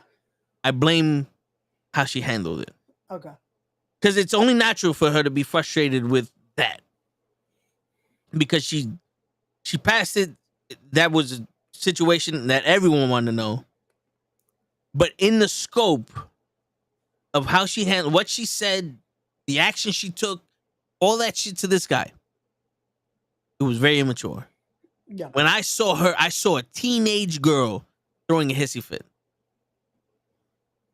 Any professional would have been like, yo, listen, bro, I don't want to talk about that. Or I'm not here to talk about that. Or, yo, what's your, like, just straight out, like, yo, we're not talking about that. What's your name? Who do I sign this to? Yeah. Anyone else? Like, wait, why are you recording? You could that was no, because that was the thing. Like, that I saw someone say, oh, in that area, you're not even supposed to be recording. You take your picture, you get your autograph. Yeah. That would have been like, instead of going into a whole tirade, just, why are you recording this? And we're not talking about that. What's your name? And that's it. No, I hear you, but you know something? He paid money to be there. Yeah. And security is supposed to be on that, yo, don't record shit. But even if he's recording you, listen, I don't want the misconception that I hate John Cena inside and outside of the ring. I hate his work at a very long, brief moment of his career. But when he's in personal space and that YouTuber went up to him and he said, thank you for asking me. And then he was like, what do you mean? Thank you for asking to record me. And then went off on him like, yo, that's disrespectful that you're just going to invade my space and record me and all that. And he told him, like, that to me was a grown man speaking to another grown man like, yo, bro, you fucked up right now. You know what I'm saying? Like, there's a way you could have went at this. Yeah. And it's true because respectfully, like, even if I saw him, be like, yo, excuse me, do you mind if we do a little skit because I do have a few with you on my podcast? You know what I'm saying? Because it's like, yo, if not, that's fine. Or, yo, excuse me, I'm sorry to bother you. Because at the end of the day, they're human beings. That's why I can't be mad that she was frustrated. But also, if it was me and I said something like that, recording or not, you're not gonna talk down to me. Yeah. As a grown man, you're not gonna talk, and that it's not about a woman thing. You're not gonna snap at me like I'm some kind of bitch, Yeah. and I'm some kind of child. Sorry. You know what I'm saying? And that's the thing. It's one of those where I get her reaction, but just the way she handled it maybe could have been better. That's the biggest thing. Of again, in a setting like that, especially like you said, it's a fan that paid, probably thought, oh, I want to get an actual answer because maybe they're interested. But it's like that whole thing of, oh, but watch the interview or pay for my book or this. It's like, Yeah. That was all unnecessary shit. okay. Like at this point, just say, hey, I don't want to talk about this. That's it. Like Because even when Kevin Hart was going on that apology tour and people kept asking about it, he's like, yo, listen, I already said my apology. I'm not talking about this no more. Yeah. He didn't snap at nobody. He didn't say read my book. He didn't, and this is where I'm saying it's the immaturity. Because I don't know her from a hole in the wall. I don't know her personally. But when that fame comes fast and now you're a heartthrob, because let's face it, outside of Ronda Rousey, just because Ronda Rousey was an MMA fighter and she had the UFC bandwagon behind her, Mercedes Moné got to be the most popular female wrestler nowadays. Yep. And that came fast. And she no longer has the WWE behind her. What's going on, Gigi? Yeah. She no longer has the WWE bandwagon behind her. Yep. So she's pretty much on her own. Who are you talking about? Mercedes Moné, when she snapped at the dude at New York Comic Con. He had it coming. See, me, yeah, he could have, but I mean, it's like, yo, I saw a very immature person right there screaming at him like that. No. Stop. I don't think so. No. First and foremost, here you have a Mark, literally, who spent $100 to go ahead and blow up his opportunity to be like, oh, so I heard that you had creative problems and da. He wanted to go ahead and be a pretend journalist by going up to one of the hottest people in the entertainment business. Forget wrestling, entertainment business. And you had your one shot, your one opportunity to say something. And the one thing you know is going to leave a sour taste in her mouth is going to talk about why she's left with WWE. You don't do it. There's just certain things you don't fucking do. And that was one of those fucking things you don't fucking do. He had it coming to him. She's like, is that what you read? And we don't know what his facial reaction is. Yeah. All right? We only see her facial reaction. We don't see Homeboy's facial reaction. He could be a fucking Mark like, I heard that. Oh my God, she, We don't see what his facial reaction is. Hold up. Leon, it's not true. As a Gigi, I understand what you're saying, but as a grown man, ain't nobody talking to me like that. But like I said earlier, she could have been like, yo, we're not talking about that. Just nipped it in the butt. Like, I think just the way that she reacted with the, were you there? No, you wasn't. No, you did. Did you read my book? Did you read the podcast? Did you pay me this? Did you do that? That was very and immature. All of that, he said no.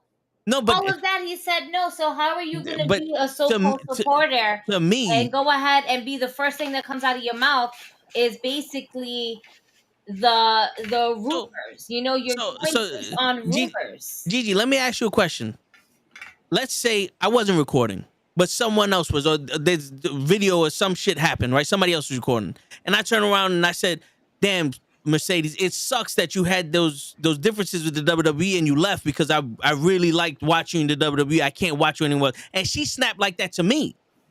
I'm just supposed I had it coming? See, what you're saying right now is completely different from what what he has told her. Oh, I heard. We all heard it. I heard from a friend of a friend of a friend that heard this from a friend that got this from a dirt sheet, that got that from a dirt sheet, Well, they got this from a dirt. No, Everything is a heard- rumor. no, But we no, heard it. I We am heard it from Michael sorry. Cole. He got flamed, and he damn well deserved it. We got it from Michael Cole. Everything is a rumor. No, Nobody, he she didn't get didn't it from confirm it. Michael Cole. Yo, when He Naomi got and he got Sasha the left dirt the building, sheets. Michael That's what he Cole, got. The Michael dirt Cole sheets are the said dirt they sheets left. of the dirt sheets. Nah, man. Nah. We had the whole Homeboy got conversation of flamed because he fucking deserved it. You don't spend $100 on Mercedes Vernado, Mercedes Monet, and you know what? She didn't have to sign that nigga shit. She wouldn't have They're signed like, my yo, shit. Find $100 for this nigga. Tell him to get off my line. You She know wouldn't what? have signed my shit. You imagine McFoley would have treated you like that, Gigi? But You here's bugging. the thing. I'm not a fucking mark that's gonna be like, oh my god, I heard that the reason why you can't do that is-" No. You have to be smart when you're going to see a top celebrity. Period. A top celebrity. At this point, that value of her name is more than what WWE would cut the check for. Yeah, but as a man, would you ask her a stupid fucking question like that? I would ask for her number. Yeah, I would ask her a stupid question. No, there's a difference. No, but listen. You're special. Yeah, but you listen, ask for her number, she would look at you like, "What the fuck is wrong with you?" Would I have gone up to her and said, "Did you leave the WWE because of creative differences like this with the fucking camera?" No, I wouldn't have. Because to be honest with you, so that's not my what business. makes you separate and different from the other person that decided, you know what, I'm gonna see if I can get the scoop from Mercedes Monet, and then we put this on the dirt sheets. I get it. All he was trying to do was trying to get something for the dirt sheet. I get it, but here's the thing though. If she would have been on some, yo, listen, we're not here to talk about that. I don't appreciate you asking me that shit, or something other than acting like a little girl. And then if he would have continued to proceed, is that okay for her then to spaz out? Yeah, if she would have been like, we're not going to talk about that, and he proceeded, yo, I'm sorry, I can't do this for you. Can you get him off the line? Is the verbatim that he used? Oh, I heard that the reason why you left there. Also, the attitude he said it in. How many times? It's the way he said it. It's the affirmation, how he said it. His not affirmation, his affliction. Yeah. Oh, I heard. Rumor has it. Hey, Mercedes, why did you listen leave? to the video? You hear him I heard saying, the video. "Rumor has it that you and WWE had creative that like the way he came at her." I didn't hear it like that. I didn't hear it like he just was unprofessional. No, how many times did people go up to Cena recording and Cena was like, "Yo, I don't want you recording me," or thanks for asking me to record at least. But You know what I'm what's saying? insane about this, ready? What's insane about this is that at the end of the day, he still got his fucking bullshit ass 15 seconds of fame. Yep. And guess what? He still got something out of it. Because a reaction is a better reaction than no reaction. Yeah, but and now his page is blowing up because he decided to be a mark. And if she would have just been like, "Yo, I'm not talking about that," and just kept going about her business, none of that would have been. Like, listen, people like that probably man. I'm sorry. I would agree with on how she handled it. I don't care. If it comes out that that scene is a lot longer than the what was it 20-second video that we saw, it wasn't longer. I promise you that. No, but I'm saying like if he was pestering her to the point where she did that, you got 20 seconds to say your piece and get the fuck up out of that. That's what I'm saying. It's like that it almost was like everyone online asked her about the WWE shit, and then she snapped on him. No, that's the thing though. Nobody asked that. That's what I'm saying. Like nobody. It only takes one person to fuck it up. Yeah, was it a dick move? At that moment, probably said, "Now fuck this shit." But listen, does it make her right to do that? I mean, I get it, frustration and all. It does because that's her business. That's nobody else's business. But he also paid for her time. Nah, that's he paid for her time. If he came at her like that, that's her business of fucking coming at him like that. I get that. That's not his fucking business. It's everybody's business. No, it's He not. paid. We invest. We're not entitled. All right, Listen, we're not entitled. Michael to know to like, oh, I'm entitled. I need to know about this. No, we're not entitled people. If she's gonna write a book about it and do a podcast and she wants people to pay for that shit, then it's everybody's business. If she would have said like, yo, listen, I don't want to talk about this, that's personal, then it's nobody's business. But you threw it in his face. You ain't gonna wait until my book comes out. You're gonna wait until I talk about it on a famous podcast. You're just gonna ask me? He said, did you get that's a little immature. No, man, I don't think it was immature. I think well, your opinion and my opinion are totally different things. Because I'm seeing it from a woman's perspective at the same time. Not just Mercedes, all right, Renato, Mercedes Monet, whatever you want to fucking call her. Yeah. I'm seeing it from a female's perspective. She's just there trying to have fun, and then you have this one fucking person coming up to her fucking geeking out, probably with a fucking heart on already, up to her like, oh my God, so rumor has it that you left WWE because you guys couldn't come to a creative conclusion. No. I don't think he was that fucking... How he said it. He wasn't like that. He wasn't like that. If he would have been like, yo, so there's rumors that are out there. Is it true or not? No. Keep it moving. The way he said it. It's the way he said it to her. And again, we don't see his face. We just see her face reaction. You don't see what this nigga look like. You don't know what he's like. He's probably like, mad fucking dopey and stupid looking. Where it's like, for her, is that personal? For her, is that serious? All right. And he's like laughing it up. No. I got the video. It's 42 seconds, but already it started off with some shit I never heard. But New Japan Wrestling train you. I know that you had left WWE because of the creative issues. So wait, so it's not even rumor. I know. I know. So no. He knows. I know that you had creative issues. How do you know? Were you there? That's why she was like, how do you know? You were there? You were there? No, you weren't there. I know. Fuck out of here. I'm rolling up my blood. Why would I tell you? Why would I just tell you? I thought she left. That was Show who left. I do all of that, yeah. All right, then just wait. Then you just wait. I got you. Okay, cool. Thank you, JJ. Appreciate you.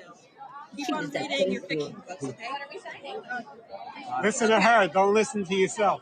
You know, not for nothing. Listen. I can tell you you know what pissed me off about this? That other motherfucker, listen to her, don't listen to yourself. I'm sorry, I'd have smacked him. I don't know who the fuck he is, but he's now in my business. I would give you that. I would give you that. He's like, let me look good in front of Mercedes right now. I would give you this. I overreacted to her response. Because it wasn't as bad as I thought I remembered it was. Yeah. But she had every right to go off on him the way she did. Mr. I know that you left WWE due to creative issues. Go ahead, replay that from the beginning. I'm not gonna even enter. I'm gonna mute myself. I was New Japan Wrestling train you. I know that you had left WWE because of the creative issues. So is that the reason? That's what I read. Oh, that's what you read. You weren't there. So no. So what's the real reason? Why would I tell you? I mean, you're gonna wind up telling him anyway. I want to know. You ain't gonna see my interview. You ain't gonna read my book. You ain't gonna see me in the future. I do all of that. Yeah. All right, then just wait. Then you just wait. I got you. Okay, cool. Thank you, JJ. Appreciate you. Keep on reading your fiction books, okay? Listen to her. Don't listen to yourself. And I'd have smacked him.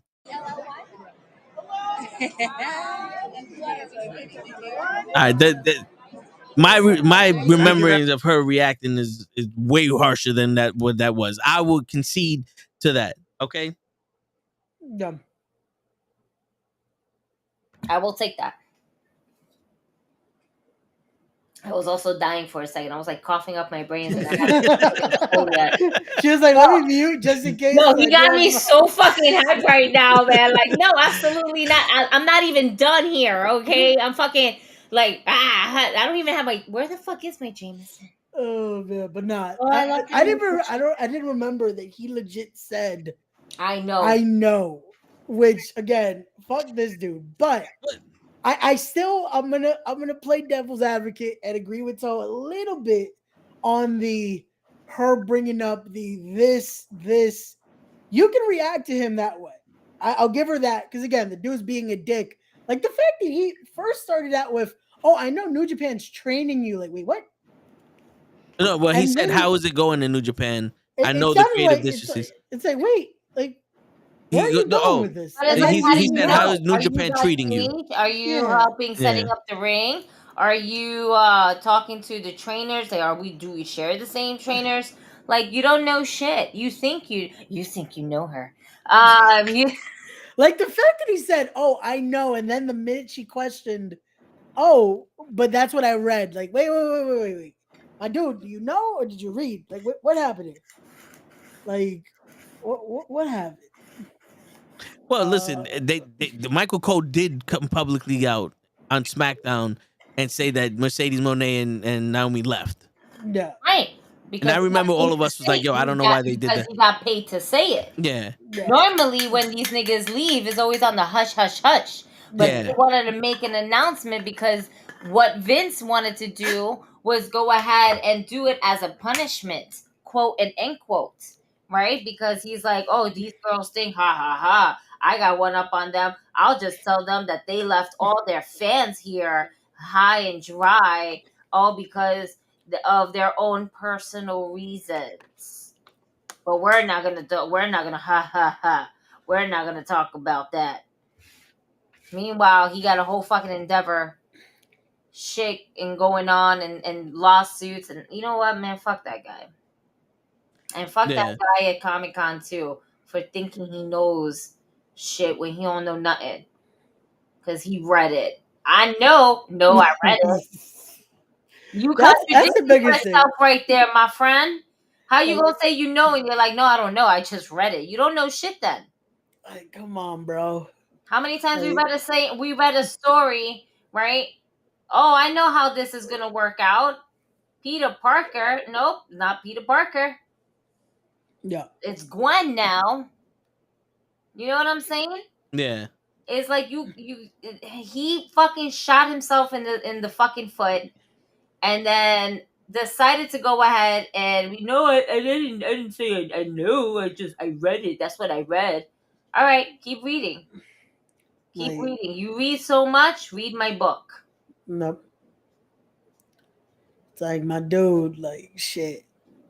And then it's like in that scenario of you just paid for this, and that money just went fucking to an embarrassment moment. Yeah. Cause like, yeah, he's gonna get his clip's gonna get shared around like crazy, this and that. It already has. But you're already fucking no one is gonna ever take a thing you post seriously now. Cause like my dude, in 2 seconds, Your you fucking got credibility crumbled. just went down the drain because Mr. I know. Oh But- no, that's what I read. But what happens if she comes out and that's the issue? that's what happens. And 99%, it probably was the issue. But the fact that he said it that way of, I know. But meanwhile, it's like it kind of didn't. But all right, so what I heard, I didn't hear it as like I know that you guys had. It kind of felt like, yo, how's New Japan treating you? I know that you guys had the creative issue in WWE, and he was gonna say something else and was cut off. It didn't feel like he was on some, I'm trying to get the story out of you. And I could be wrong, but it just it felt like if I would have asked the If it didn't feel question. that way, then he wouldn't have the camera rolling behind him in Yeah. the background. So Yeah, I'm that's- sorry, but that's nah. that's the thing. That's what made it feel like, wait, so you knew this was gonna be, this could go either way. Like if this was just a genuine, hey, I want to know how everything's going, this and that, don't have a camera out. Enjoy the moment. Like all we should have been able to see was a picture. That was it. Like instead of the lead up to the question, all that. Like Show said I he felt was like he was definitely trying to mentioning. do like, oh, New Japan is training you and treating you right. He was doing his journalism thing. Yeah. He really was. And he was trying to get every bit that he could because, for real, he was in line for an autograph. That was not an autograph and a photo op. Essentially, he shouldn't even had his phone out because that's a whole separate charge. Okay? Because that line was for autographs. She had a time for autographs and then a time for photo ops. There was no time for her to do full an autograph signing and photo op at the same time. So he got something signed. He got a picture signed, and his ass fucking flamed. Damn. All right, and he deserved it. He fucking deserved it because he really fucking tried it. He tried it with the wrong one. You don't do that. And Mercedes is going to go ahead and be Mercedes because she's going to be like, no, that's not the real reason. What's the real reason? Maybe the real reason wasn't even creative. But let's just say it wasn't even creative. Maybe the real reason was not even on her. Maybe it was something that had to deal with Trinity. No, I don't want my sister to get... No. She's a champion. Why is she being looked like this? But yeah, y'all want to make me look like $1 million and make her look like a fucking joke. There's so many different things that what transpired and what went down between Naomi, Trinity, and Mercedes and Sasha, whatever you guys want to go ahead and call them by their names. We just don't know until the day comes out that we do know. You just don't go up to someone. You don't go up to someone like Mercedes Monet, all right, and say, oh, I know that you're the reason why you left WWE. What do you mean you know? That's why she was like, oh, you were there? You were there? You know so much. You were there? You weren't there.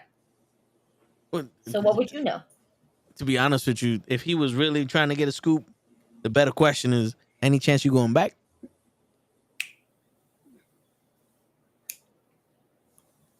And that's what I'd ask. Actually, a never say never question, right? And that would have been the best answer. That would have been it. Instead of gave him 20 seconds of something to get his seconds his of fame. dick hard. Like, yeah. Because I promise you, the way she was talking to him, that nigga probably I just heard. I just read that. Listen, man, if she'd have called me by my name, I'd have been us. So wait a minute. No, but what's wild is that after he was done with that signage and whatever the case may be, he probably did get a photo op with her because it was the outfit that she was wearing was the same outfit that she did for the photo op. Yeah, she was Woody. Yeah, because usually they do the signings and then go straight into the photo op. Right. So that's exactly what she did.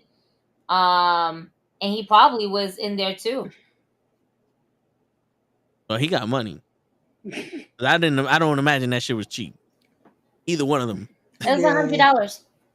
Yeah, that was more expensive than Hogan. I paid $86 for Hogan. For real? Yeah. And I thought that was a lot. I remember William Shatner was like $150. There's a difference. She's a Mandalorian. That's true. And he's just a suburban commando. She's getting the Disney paycheck. Hogan just lives in Florida where Mickey Mouse lives at. I was gonna say, wait, no, Hogan got that Disney paycheck. 3 Ninjas. Wasn't that Disney? Yeah. Well, wasn't they on the Disney lot in WCW? Yeah. Their royalties was being paid by VHS and DVR. DVD. I was saying DVR. There was DVR. You're right. Imagine. Well, they had TiVo. Remember TiVo? TiVo was like a DVR. Yeah, yo, TiVo was expensive as fuck, though. Yo, facts. It was so expensive. It was like, fuck it, I'll just watch it live. Nah, fuck that. We just got the VCR. Fuck it. Record. Don't fucking record over the novela. That's it. Facts. Oh shit. That's a death wish. Yo, you accidentally record over a novela? You're done. You're done, son. Speaking of Comic-Con and moving forward from that idiot, yeah, show. Yo, show was like, nah, I'm out of here. The shopping haul that I did on Friday and on Saturday, bruh. Yeah, you had like what, 7 bags or some shit? Bruh. Damn. Seven. She did the slow turn. She did she was one like, moment, please. It is indeed 7 Jesus bags. Damn. And they're still in the They still in the bags that she wanted to show us. Live on air. We got the I plan to do an unboxing. I'll show you guys some stuff. I'm not gonna be here like, oh, look at this. No, look at this. No, look at this. But there are some gems that has fulfilled my heart, and I didn't lose the bags this time. Nice. But I made some amazing connections. Lita has made some amazing connections.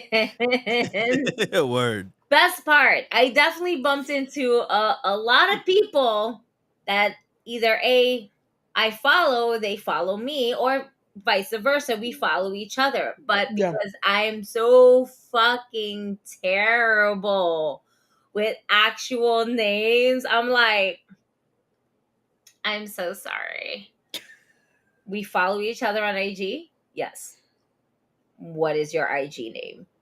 Because if you were to tell me your name is Smokey the Bear, I would have been like, that's Smokey the Bear. Like, you know, but I'm so bad with names. What is your IG name? I was gonna say, it was so funny seeing you on like a random IGs. Like my boy Tommy from fucking World Collectibles. I was like, oh shit, that's the homie Gigi. Yeah. He's like, no, and he's one of them. He's like, hey, quick question. What's up? You're Gigi for the win. And I'm like, yes, I am. We follow each other. For real? That's cool. What's your IG name? That was me. What's your IG name? He says, my name is Tommy. I was like, oh shit. Oh, okay. Because I check out some toys and stuff like that. So it's like, it's like little things. If you tell me little things, it'll start popping up to me. Yeah. Yes, I know this. I remember. I, in fact, am going to Queens. They have a store in Queens. Yeah. Definitely check them out. I will be making my way over there to definitely get my hands on the Eddie Guerrero and the Cadillac, and then the Undertaker and the purple coffin. Being that those are the only 2 items that I lost out of my shopping haul, and I think I'm okay with that for the amount of memories, the hardcore memories that has stood by me on Friday's cosplay. I wasn't gonna cosplay on Saturday. I really wasn't. But everybody that was hanging out with on Friday for the wrestling meetup, man, they just like inspired me. There's just do it. Just go for it. Just do it. Just go for it. And I'm just like, fuck it. I guess I'm gonna wear the same shit. So fucking what? Just wear the same shit. It doesn't fucking matter. It's Comic-Con. And I'm like, you're right. It is Comic-Con. And I went balls out. Are you gonna do a signing at this store in Queens? Because I'm gonna show up and be like, so I heard that you were part of the NuKKle Network for creative differences. Oh, is that what you heard? Is that what you heard? How's Japan treating you? Oh, you were there. I want to know about Japan. I actually was there. Gigi, this is toe tags. Investigative journalist. I'll walk away. Hold on, I gotta get my payments in. Out over Mercedes. 5 minutes in the chat. Shit. This is toe tags undercover investigative journalist. She doesn't know who I am. I'm wearing a wig. I got my glasses on. Oh shit, the witness finally woke up. Right? Don't tell Lala. Yo, shout out again to Dre though. Shout out to Dre again for that interview. That shit was fire. Word. Yo, I got his opinion though. He's like, yo, you know what? Just don't piss off Lala. He gave you a tip of the day. You gotta check out the podcast. He gave you a tip of the day, so you can use. Who did? I'm sorry. Big Baby from your sports show.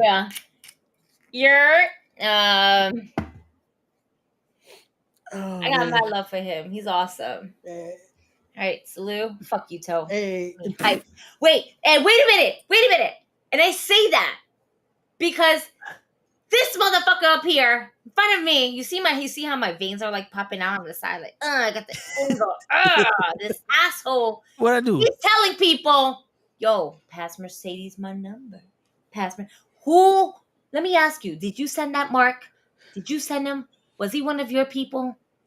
Was he one of your undercover people that you didn't tell me or Ray or fucking Kenny about? Or nobody tells Show anything. Show doesn't know. Yes, and then he fucking reposts it like 50 weeks later. The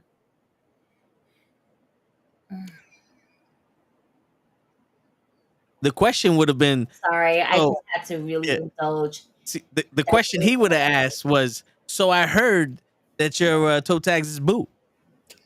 She was like, that's what you heard? That's what you heard? Nah. Like, yes, that's what I heard. Who told you? Toe She tags would have been himself? like, I'm sorry. Who is that? What is a toe tag? Yeah. What is a toe tags? Best thing in life. Not even a who is toe tags. What is a toe tag? Hey, Alex, I will take yeah. My answer is what is a toe tag? For 500. Oh shit. But yo, yeah. There you go. Tell him, Loki, the God Killer doesn't send peasants to do his work. That's right. I was just too broke to be there. Even if I was there, I wouldn't have been able to afford no fucking signing. I'd have been standing in the back. Hey! I would have been like, Sasha. Listen, I wasn't playing. I said, how much? That's it. I'm here. Sign me up. Here, take my money. I was also gonna do the autograph as well, but I was like, nah, let me just get a picture with her. I actually gave her some earrings. yes, I seen the post there. Yeah, man. So I'm gonna TLC just guy, right? I'm gonna show it up right here real quickly. Hold up. Yo, it's dope that she put you in her story. Yeah, that was fine. dope. Not only me, she posted up as well. Chris Wang, WWE. He did the Razor Ramon cosplay. He did the Shawn Michaels cosplay. Ooh. He did the Edge cosplay. Great guy. Humble as fuck. Such a sweetheart. Yeah, where was he with Matt? Yeah, no. So I gave, and it was, we're moving forward. You there? The earrings. I wore them at events. I wore the ladder and the table. There's tables, ladders, and chairs. Oh my! By AW Geeks. I've gotten so much merch with them and earrings.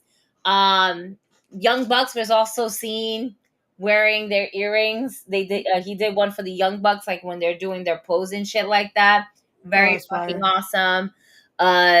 Dope ass fucking pins that I can't wait to put on my book bag. We got the Wolfpack NWO. That's dope. We got the Bullet Club. And these are handmade, by the way. These are handmade. Oh, here's one for that Mark. That's right. Look at that Mark.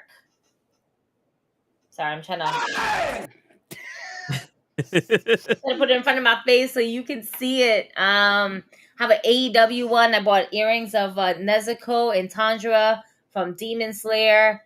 I got my Wu-Tang earrings. And I saw this. This is my Puerto Rican flag. There's no way I was that's fire. And not get this. This is one of my favorite. I got all of them shits, but this right here, this is one of my favorites. So definitely check out AW Geeks for some amazing fucking pins, some dope ass earrings.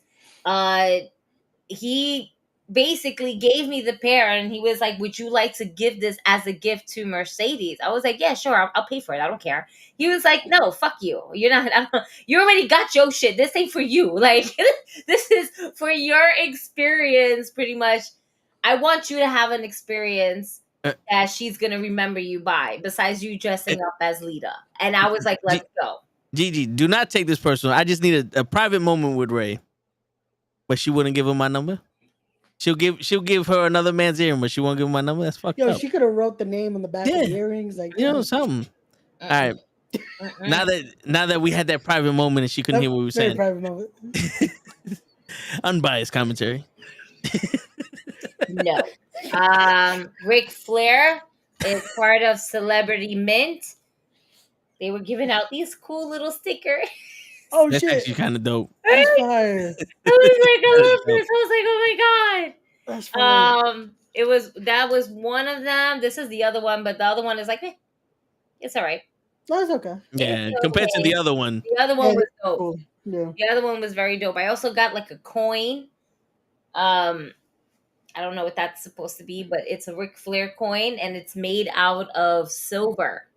Ooh. So he's making trading cards and like coins and stuff like that made out of like gold and silver. Oh shit! Yeah, I heard about that on his Breakfast Club interview. Mm-hmm. He was talking about like he did a few cards like that. Shit, I heard him talk about if he had social media, he would be in jail. Yeah.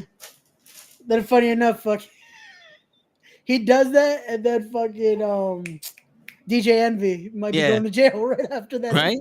Because of social media. Damn. So I'm only gonna share some of the gems. Okay. Exclusively here on Wrestling with Knuckleheads on the Knucklehead Network. Hey. And then if you don't see this, y'all just gonna have to wait. I'm gonna do an unboxing, a shopping haul, and I'm not gonna literally take them out of the box for some of them, and y'all will understand why. I don't care if the box is slightly beat up, but there's some things you just don't open. Yeah. Unless it's completely torn the fuck up and then you have no choice. But yeah, facts. Yeah. You know what? Because we were talking about Ric Flair.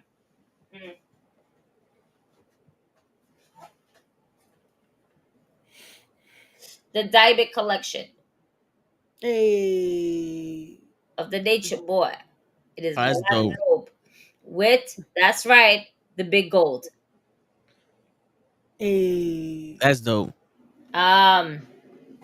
One of my very favorite Funko Pops. I don't see myself taking that one out because it is a diamond collection. And I have Ric Flair out in a pink robe. I don't need to take that one out. Hold on. I'm being the only Latina right now. Hold on. Let me take off the price tag before. By the way, half these prices, even if I leave them on there, you were like, holy shit, Gigi. That says, yeah, I didn't pay that price. I made a lot of connections. And I also had a lot of connections without realizing I had a lot of connections. Hey, that's the best thing. Shit. She went into Comic-Con as a celebrity and she didn't even know. Yo, facts. You know what? Yeah.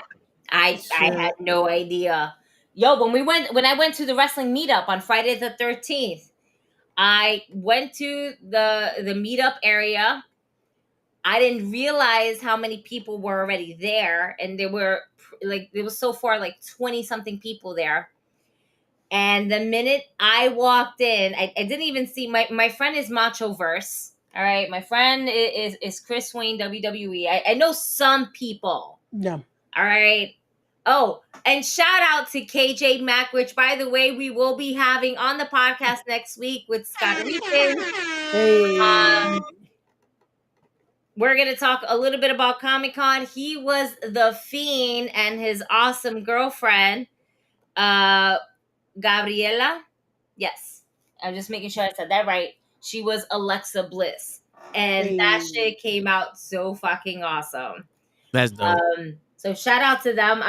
I can't wait to show the pictures. I think I'm going to do that tomorrow. And I also apologize for pausing October's questioning. There was just a lot that I'm still kind of like uncovering after a whole week of Comic-Con. And this is officially a week from Comic-Con. Word. Y'all. But I have this retro feast. No, not feast. Retro fest, excuse me. Of none other than pre-Heartbreak Kid Shawn Michaels. Hey. That's fucking dope. As the Rocker. I'm gonna see if I can put it closer so y'all can see the details That's fire. of his face, because I ain't not taking this nigga out. Nah, yeah, that's fucking dope. Look at that hair. Look at that hair. Look at that. Luxurious. That's the 80s for you. That's the 80s. I remember when my hair was looking like that. It says Shawn was 6'1". Is Shawn Michaels 6'1"? Yeah. I believe it at that point, yeah. Okay. 225 pounds at the time. I believe that. Yeah.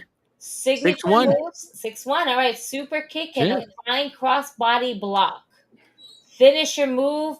Rocker plex. Yeah, that was a side back suplex. Yep.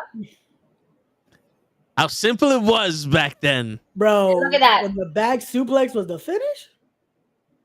It was as a tag team. Yeah. Remember, he also had Jannetty. So. Which my brother would argue at that point was a better wrestler than Shawn, but. No, he was. He was. Marty Jannetty was the better wrestler, but the thing was is that Shawn Michaels had the look. Yeah. So because Shawn Michaels had the look. And Marty Jannetty also had a lot of other problems. Yeah. He had mad drugs in him. Shawn did too, but he knew how to control himself. So more than Jannetty. Yeah. He still was out of control. Oh, no, yeah. But, yeah. Without a doubt. Without a doubt. We still love you, Shawn. We still love you, Shawn. Yeah. I want to give a shout out to Kenny from the Call Up Podcast, Conversations with Kenny, whatever you want to call yourself, Papa Bear. I'm going to call him Papa Bear. Kenny Papa Bear. Because Kenny Papa Bear sent me to a friend. Kenny Papa Bear sent me to Hassle Toys Collections. Hey. Kenny Papa Bear, I have to say it like that because that's how I had to introduce myself to this individual. So, like a Tribe Called Quest and a pimp named Slipback, I'm going to say the whole name. Kenny Papa Bear sent me to Hassle Toys. Kenny Papa Bear does it again. Kenny Papa Bear does it again. This gentleman had, I mean, shit. That this made up for my Eddie and my Taker loss. I swear to you, it did. And so did some other things too. But this one, whew. Ready? Oh man, such a beauty. The Elite Collection of Hulk Hogan. That's right. Rocky Maivia. Stone Cold Steve Austin. And the man, Becky Lynch. Ladies and gentlemen, this right here was taken off the shelves before it was being able to be sold. Really, this is the shit that they put in the store and they took it right off the fucking shelving. Wait, I was gonna say, yeah, I don't remember that. They took it right off. As soon as they put it out, they said recall. Holy shit. And I bought this bad boy. That is fire. I can cry. Now, if they can just make an elite collection of all Shawn Michaels and his decade between the Rockers and then that would be fun. And then the white outfit with him and Sensational Sherry when he was going up against Rick Martel, and then the fucking WrestleMania 12. You know. I mean, that's just ideas out there for the toy makers. Right. Someone's listening to us. What the first model can look like. Right? The Rockers. It's not hard, ladies and gentlemen. Exactly. Yo, I got so many Funko Pops. The amount of Funko Pops I have is fucking disgusting. But it's so beautiful at the same time. But I'm not going to go through all that because it's a lot. All good. A lot. It's very much a lot. My last piece. I said 1, 2, 3. Everything else you have to wait for the unboxing, bitch. You guys are really gonna like this. And I also bought this with Hassle Toy. Yo, I swear if I go to their store, I'm I was gonna say Krills used the shooter kit. Yo, bruh. Oh man. Wow. Yeah, you fucked up. Disregard that message. Nah, nigga, it was too late. There's disregarded. It was in the first 5 minutes. It was massive amount of time there, bro.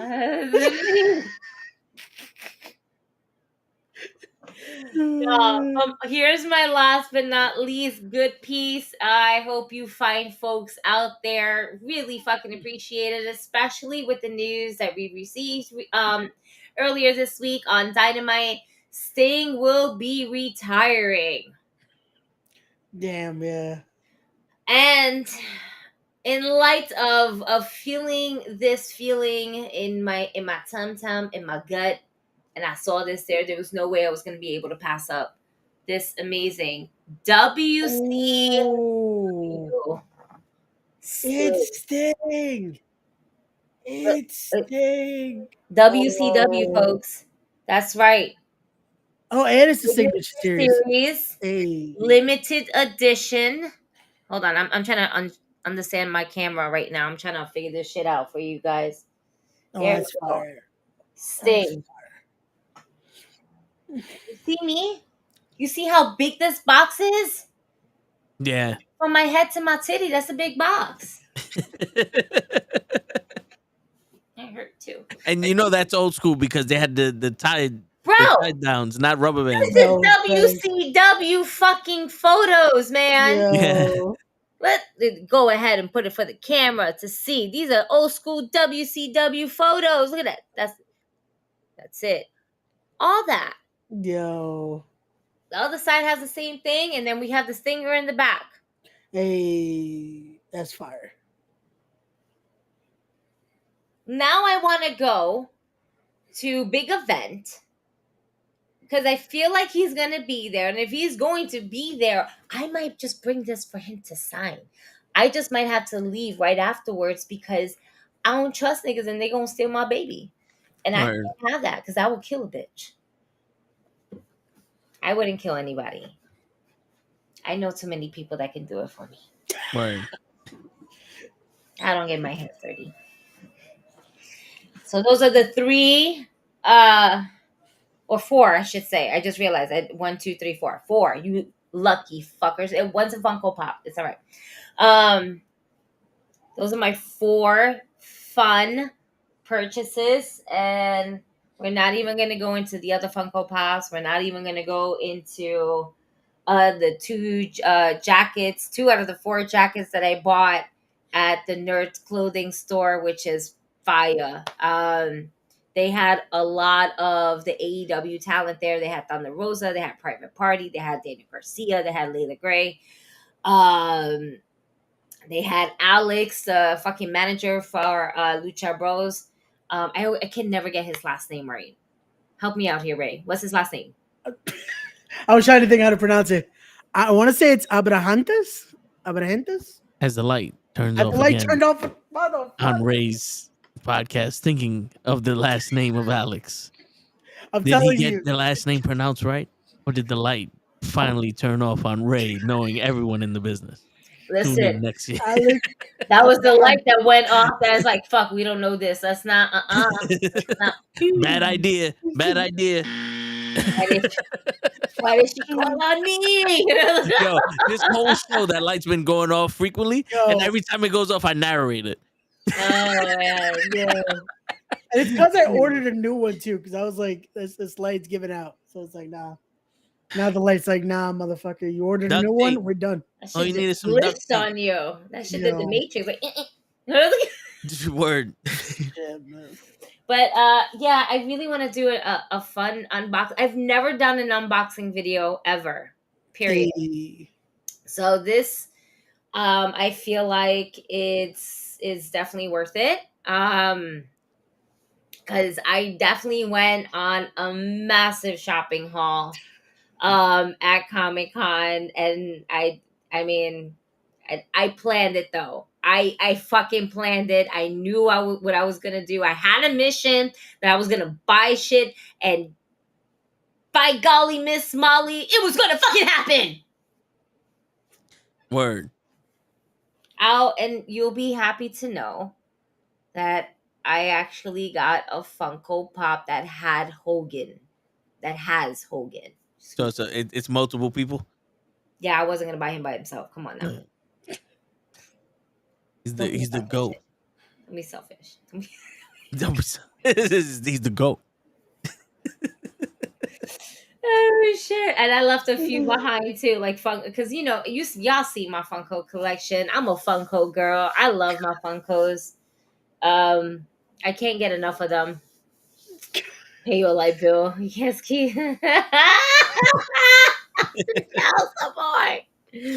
Oh shit! They're somewhere in DR. Oh man. Word. But I only I know, but I read that somewhere. Yeah. Were you there when he abandoned his kids? Read it in his book. Coming out on the podcast 2027. Yeah, word. He's gonna be my first guest on the Profiles. When a parent leaves their You gotta do it at 10 o'clock, so it's fucking. That's the date, folks. That's the date. The word. Do you know where your children are? Just fucking on the Toe Files. When parents leave their kids. We got Ray. What's going on, Ray? The audience. Word. So when did you start leaving your kids, Ray? When it was kid number 1 or kid number 3? I heard. No, I know. Yeah, I know. Do you know? Were you there? Did you see it between kid 2 and 4? I read it. Moving forward, I see Shawn Michaels here, and I can't help but to think his best friend has control of creative, and we couldn't be in a better time in wrestling than now, ladies and gentlemen. We're kind of already seeing it. Tommaso Ciampa's coming out, Johnny Gargano. We're seeing all of Triple H's people really kind of starting to peak out now. Peak out a little bit more. Is it me, or is Gargano like the tell-all?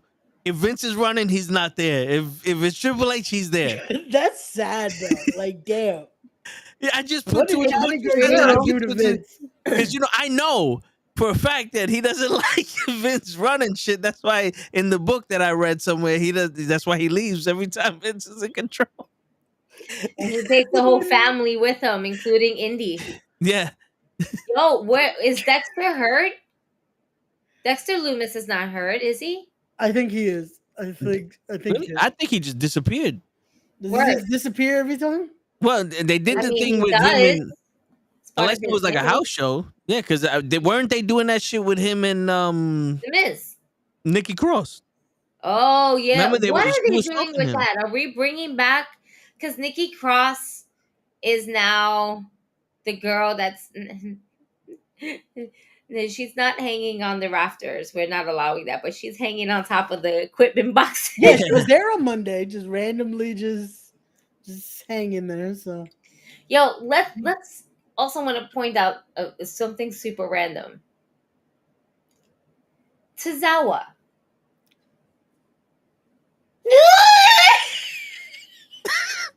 I just started. Yo, someone edited Swerve's theme to it. It was too fucking perfect. Oh man! Because I swerve when I drive, and I swerve when I drive, and when I drive. Yo, I need Swerve song. Somebody out there in the world, I need Swerve song. I need Prince Nana, Daniel Garcia, and Tozawa. I want them all dancing. We'll add Jeff Hardy too. Well, matter of fact, all the dancing gimmicks. Yeah, We'll word. bring Fandango. We'll bring Alex Wright. We'll bring. Y'all bring that one video with us. Disco Inferno. We'll bring Disco Inferno. We'll bring toe tags. We'll bring. Yeah, that one video of all three of us just fucking. That's it. Just. That is it. If you dancing, Ernest the Cat in Miller. there. I want that video to happen No, Miss Smiley. now. Yo, word. Yo, You watching this, you hear this, make my wish come true. That's right. Come on, Oh, Mercedes. man. I know that Mercedes danced in one of the books that she wrote. Stop. You Hey, know listen. what? Fuck it. She was dancing once upon a time in WWE. Yeah. Put her in there with Biggie There and you go. New Day, and get Triple H, get Stephanie, get. Well, but y'all can get everybody up and down the list. The only one person that nobody can invite to this party is Sammy Guevara, because that boy got 2 left feet, and absolutely nobody should be watching that boy dance. Yo, it's the look that fucking adds. It's just It's hard to hold the face. But he was like zoned out. He was like, No, the best part is that, I think the dancing is the best part of him exercising. It's like when fucking Chad Gable goes like this, about to say, thank you. And he stops him and he says thank you, but in Japanese. yo, what really sold it was Xavier Woods. The sour, that's nasty.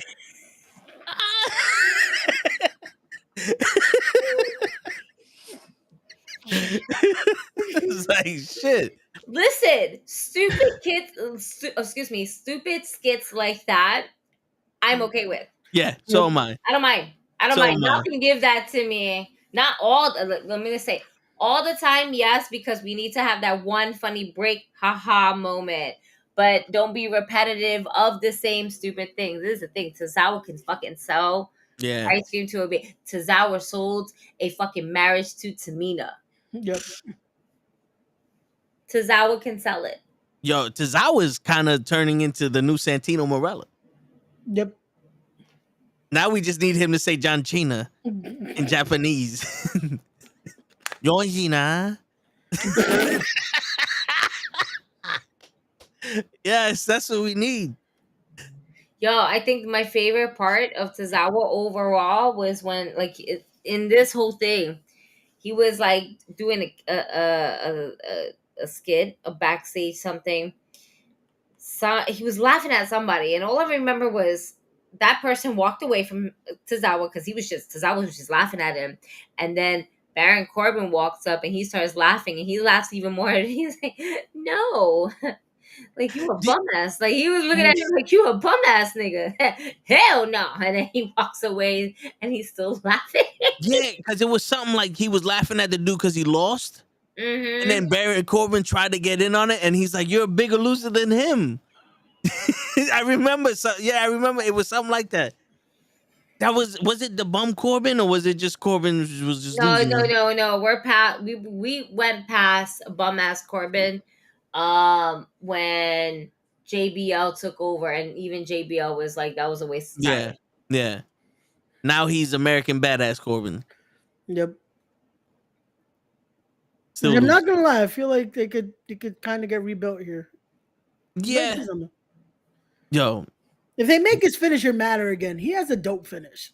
Like the end of days can work. The end of days is really dope. I do agree. That would be like one of my good. It's always one of those good finishers that sometimes you always tend to forget because you tend to forget the wrestler. Yeah, and it's like it's a finisher that's perfect because he can hit it on anybody. You know he needs to do. He needs to come in and beat Seth Rollins for that championship and pull a JBL. I'm the longest reigning world champion on Monday Night Raw, and wear the cowboy hat or whatever the fuck he needs to. pull a JBL. How JBL came out of nowhere and beat Eddie Guerrero and then became relevant as a world I champion. don't know. I don't think JBL would appreciate that, to be quite honest with you. I mean, well, it's a perfect story. It was I know that JBL left because of creative differences. His back and his mind were not on the same page. He missed Farouk. Yeah. Do you know that, or did you read that somewhere? I don't read. I saw someone say it. This podcast speculated it. I'm gonna keep putting my foot in my mouth with that shit because you know what I do admit I over exaggerated what she said. That little was I don't like it, but still, it was a trigger. Yeah, it was a trigger for Toe. Fuck you, bitch. Fuck you. You don't fucking call me buddy. And then I like, damn, you fucking ugly now, bitch. Got a big ass forehead, bitch. You fucking people laughed at me that way. Yo, don't be one of them niggas that where you get your feelings hurt and then you start calling the woman a bitch. Fuck you then, bitch. You're like, what? Nigga, what? Nah, I do something worse. I start calling them woman. Listen, woman. I know how that pisses him off.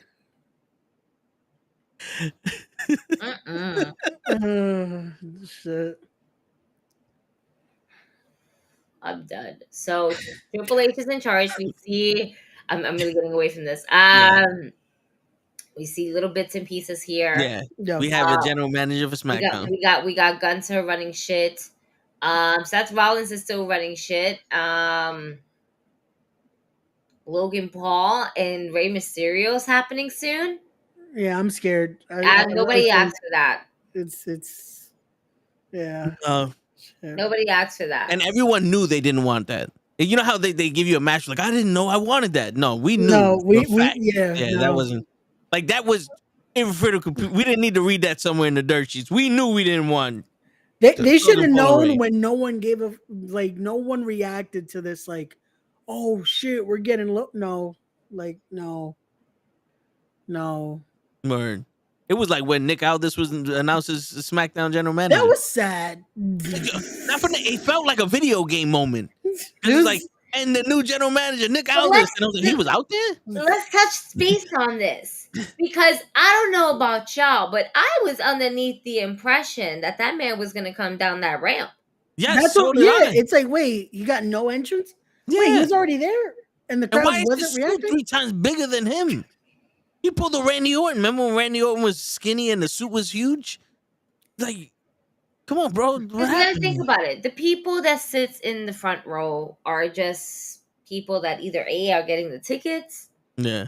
Or like, your super duper fans. And even them, they're not even sitting all the way like up there like that to know who Nick Aldis is. Yeah. A lot of WWE people don't know him outside of WWE. Yeah. And it's like people seem to forget one of his best matches was actually with Cody Rhodes. Yeah, and All In. For the NWA championship. You guys. And if you wanted to watch him wrestle, you had to go all the way back to TNA. Yep. Yeah. And a lot of their fans, I know, are not that old. But yeah, that sounds like, they could have made a bigger deal about it. Yeah. They could have made a bigger deal about it, or that should have been a backstage segment. Yeah. It felt like, and Nick Aldis. It's like, yeah. You know what? They're probably like, oh, look, he's the male Jade Cargill. Nah. Jade was a big deal in AEW. And let's kind of maneuver and pivot towards that because she is becoming a big deal for WWE. Yeah. Even look, the last time we saw her was on an NXT TV screen in the back where she's literally pointing at her watch and it's like, it's about that time. Yo, it's about that time. I think I said it to Toe earlier. I feel like by Mania she's holding gold. Like they're just gonna rush this like nothing. Yeah. Like, damn. Because they're showing her every show now.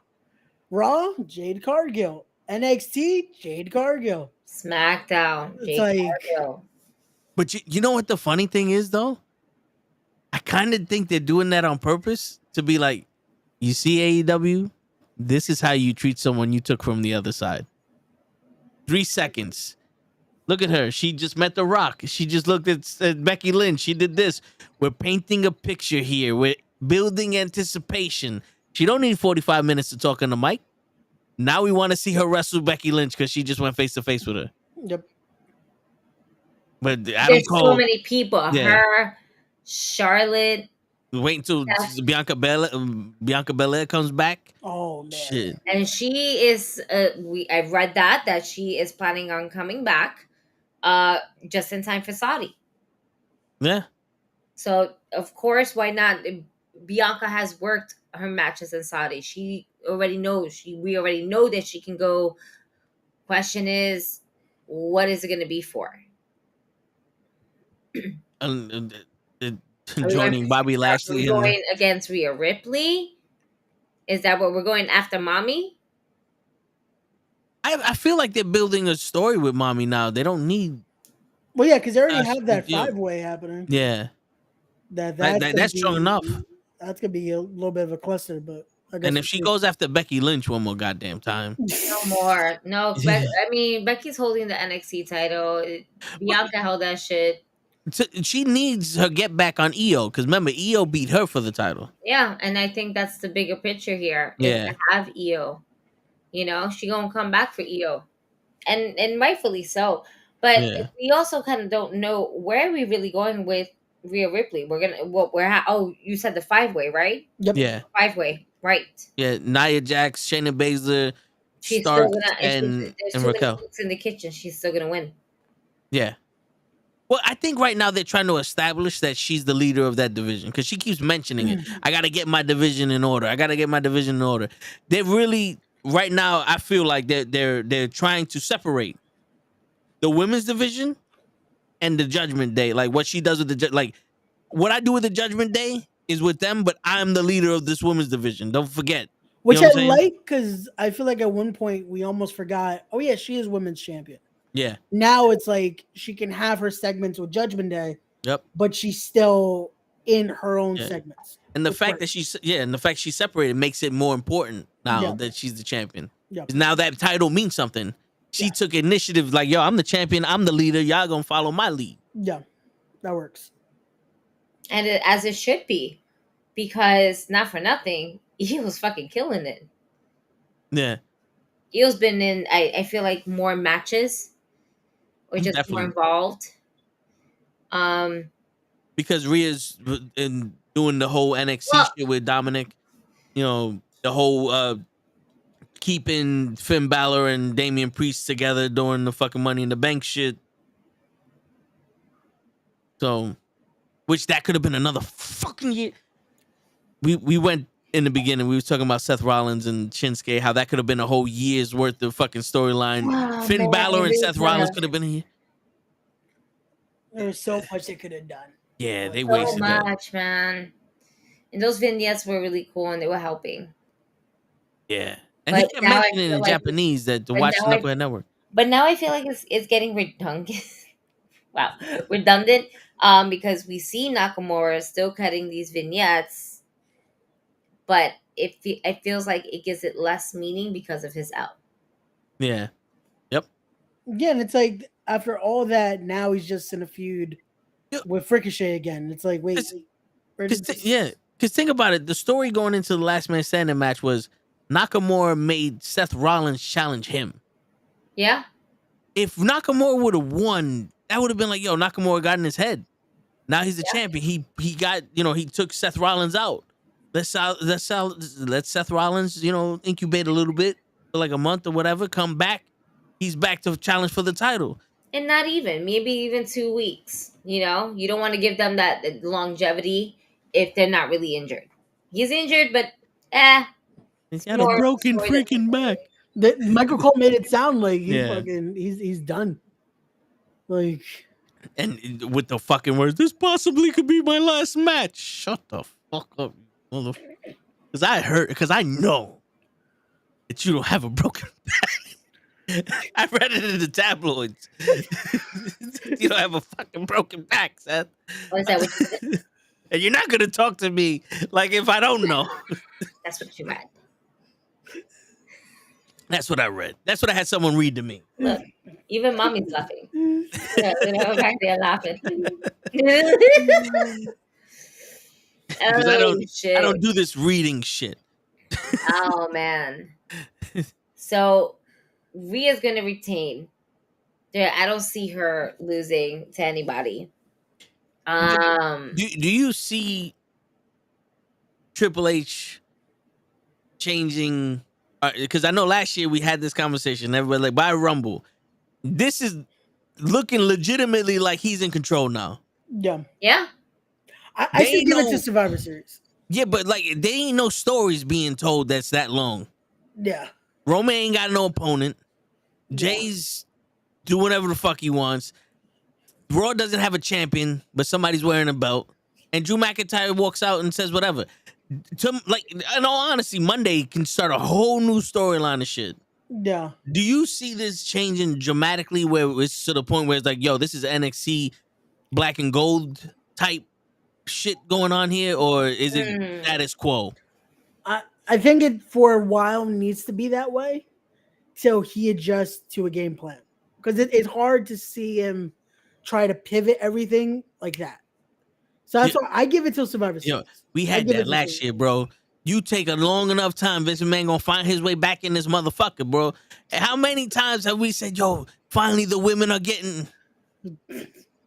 True, but I don't think this is going to happen this time around. Now with the merger going through and everything, now there's just more partners in this. No. WWE is no longer a sole, it's no longer WWE stock. It's TKO. That's also why I say it's going to take a little longer. Like, I give it to Survivor Series for things to go into effect. Because now it's not just hey, so this is what we're going to do, and we do it. It's now... hey, investors, this and that. This is the direction we're going to take. Do you approve? And now they can pivot. So I see for the follow on I was very thanks for the follow on Twitch. I was very confused and I'm very high. Oh my god, I need to open my eyes. K Live too. Looks mad fucking. Okay. We're gonna call you Kayla because I don't know. Yeah. So for Twitch, I have a bot that gives me all the notifications. Okay, gotcha. So she just followed on Twitch.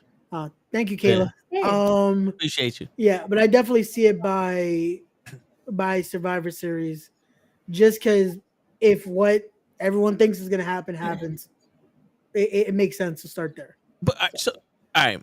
So we have War Games as Survivor Series. But right now, they're not blatantly telling us what War Games is gonna be. Yeah. So he does have the opportunity to be like, yo, we're going to make War Games this, and this is how we're going to start selling it. Yeah. Because there could be a women's War Games. Oh, no, there's definitely if we're going to get War Games, we're getting two. We're getting we're getting two. That's not even the question. But how do we do Raw versus SmackDown women's War Games? Because who's teaming up with Rhea Ripley?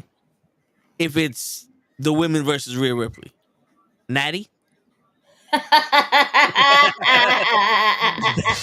so funny. Oh my god! No, you're gonna have your This is the thing, because we don't know who's gonna be in the title picture, and it's not gonna be Natty. You're gonna have your Tegan Nox that's gonna be available. Okay, it's not gonna be Natty. It's gonna be Tegan Nox, if anything. It's not like she hasn't done this before. Yeah, it has to be 4-on-4, right? Team wise. Yeah. So, Rhea, Nia, Shayna. No, it wouldn't it 5-on-5? I think. Oh shit! Hold on. So now I gotta think. No, do they have enough for 5-on-5? I'm pretty sure it was 4. Well, with the bloodline, it was Solo, the Usos, Sammy, and Roman. We could be adding a 5th one. Yeah. Okay, so hold on. Now I gotta. Let's bring Dana Brooke back. Listen, I'm also thinking about the women. I don't know if they're gonna all fit. Yeah. One person in the ring and 4 in the cage. Well, remember, War Games is 2 rings. True. Oh yeah. No, I'm thinking about something else. Yeah. No, I'm not. Don't they get all locked up? Yeah, but the cage fits 5 people. I mean, of course, if they build it. I mean, they Yeah. built a hell of a But house. Tiffany Stratton could be, I could call her up by then, yeah. because remember, she has beef with Becky Lynch. And if Becky Lynch is on one side, Tiffany Stratton could be on the other side. So let's do this. If it's 5-on-5, Damage Control, Rhea Ripley, and Tiffany Stratton on one side. Okay. And you have Becky Lynch, Raquel Rodriguez, Okay. probably Bianca Belair if she's back by then. Nah, you know what? Fuck that. Put Bianca Belair on the other side. With Rhea Ripley? Hell yeah. I mean, that could work if she's with Bobby Lashley and realistically on how we see this, and then she sells good merch. She's probably not gonna make a heel turn. It would be dope though. It would be. Yeah, I guess you can put her with Becky. So that's the thing. It all depends on what is the theme. Is it just going to be teams going against, or is it a branded warfare again? Yeah. Because if it's random, warfare. then yeah. If Triple H is in control of this, it's going to be a branded warfare. I mean, look how good that shit was when he got NXT involved. Yeah. Yeah, but look at the people that were in NXT. NXT invaded the main roster. Yeah, but NXT had Adam Cole, Ciampa, Sammy Gargano. Like, they had people that were on the level. Not saying that the people now ain't on the level, but, you know. I mean, they're still coming up, and that's what NXT was all about, is like having those new people to come on up and everything. Carmelo Hayes, Braun Breaker, Tiffany Stratton. That's right. Yes, I mentioned him. Braun Breaker's not real. Right. I read somewhere. He's not real. Yes, he is. I know he's not. He has 17 K's in his name. Look it up. I know. 17 K's in his name. Look it up. I read that somewhere. It's not real. The light didn't turn off on Ray. He just turned off his camera. All right, that's the whole character right there. Who? The Don. Yeah. Oh yeah. Yeah, Tony D'Angelo would have some that could work. That could work. Like, I hope it is. I hope it is. You say this, oh, it can't be. No, it can't be, because you can't replicate. You can try, but you can't do the same replication from Black and Gold. It's just never going to have that same vibe. You can always try to bring it back, but it'll never be back. Yeah. You can bring ECW back, but it will never be ECW. Yeah. Yeah. You know, you can bring that old thing back, or you can elevate it. Yeah. And that's what we're currently doing with the people that they're currently working with. And it's not bad. Braun Breaker being a heel, probably one of the best things that they ever fucking did. Dominic Toretto. It's all about family. Yeah. And he would have to lead that charge for the team. Like, it would be Braun, Carmelo on the same side. So, Dragging off. And I'm gonna say this right now. I called it a couple weeks ago. Carmelo Hayes was the one that basically went ahead and basically beat up his homie Trick Williams. I'm here for that story. That's the story that I feel like it should be told, especially when Carmelo Hayes lost his title and Trick won his. Yeah. They kind of planted those seeds. Like, Carmelo was jealous, and then when Trick lost his, you could see him like, how do you know when it's your time though? To John, it was perfect. Like, oh, these two are about to have a nice feud. Like, it's gonna be money. Because it's like there's no better feud than essentially one where you think that it was never going to fucking happen, right? Yeah. Yeah. Like, nah, that's the homie, that's the bro. Nah, man, I don't know if y'all know, but in wrestling, real life brothers actually fucking turned heel on their real life brothers. No. It's It's just that perfect moment. it's going to happen. Yep. It's that perfect moment of, oh, but you were supposed to be your brother's keeper. Yep. Says who? Say who? Well, so I know that this is the right thing because it's, because that's where I read it somewhere. Yeah. It's just that, Yo, that's gonna be the new title of the episode. We read this Yeah. somewhere. Like that's it. I know. I know because I read it somewhere. I know because I read it somewhere. In Episode parentheses, 1. but were you there? Did you listen to this episode? No. Oh man. Well, we know. Yo, put that shit on the shirt. Send it to Mercedes P.O. Box here. Oh, So shit. Mercedes, we know that you listen to the Knucklehead Network. Yes. Word. How do you know? Yeah, I go ahead told and them. say that probably, and it will be this one. Listen. Nah, he would have asked those Just- intelligent just questions. It would be like this. Here's my number. Marry me. That's it. It's mine. Do yourself a favor. It's one. make the best decision in your life. And then when I leave, I was there. What? I was there. Where were you there? Don't worry about it. I was just there. I know. I read it. He was in catering. He has a shirt that says in the back, "I was there," and it has a date that nobody recalls. Just go 13 days. Yo, how good is that? I am enjoying that because this is the second encounter where we see MJF going up to fucking Kenny Omega. But the first time we seen it on Dynamite where he's like 13 days, bitch. Yo, I love it because it's such subtlety of like, yeah, he's about to beat his reign. Yeah, I And was it's legit also like, damn. I was like, what does that mean?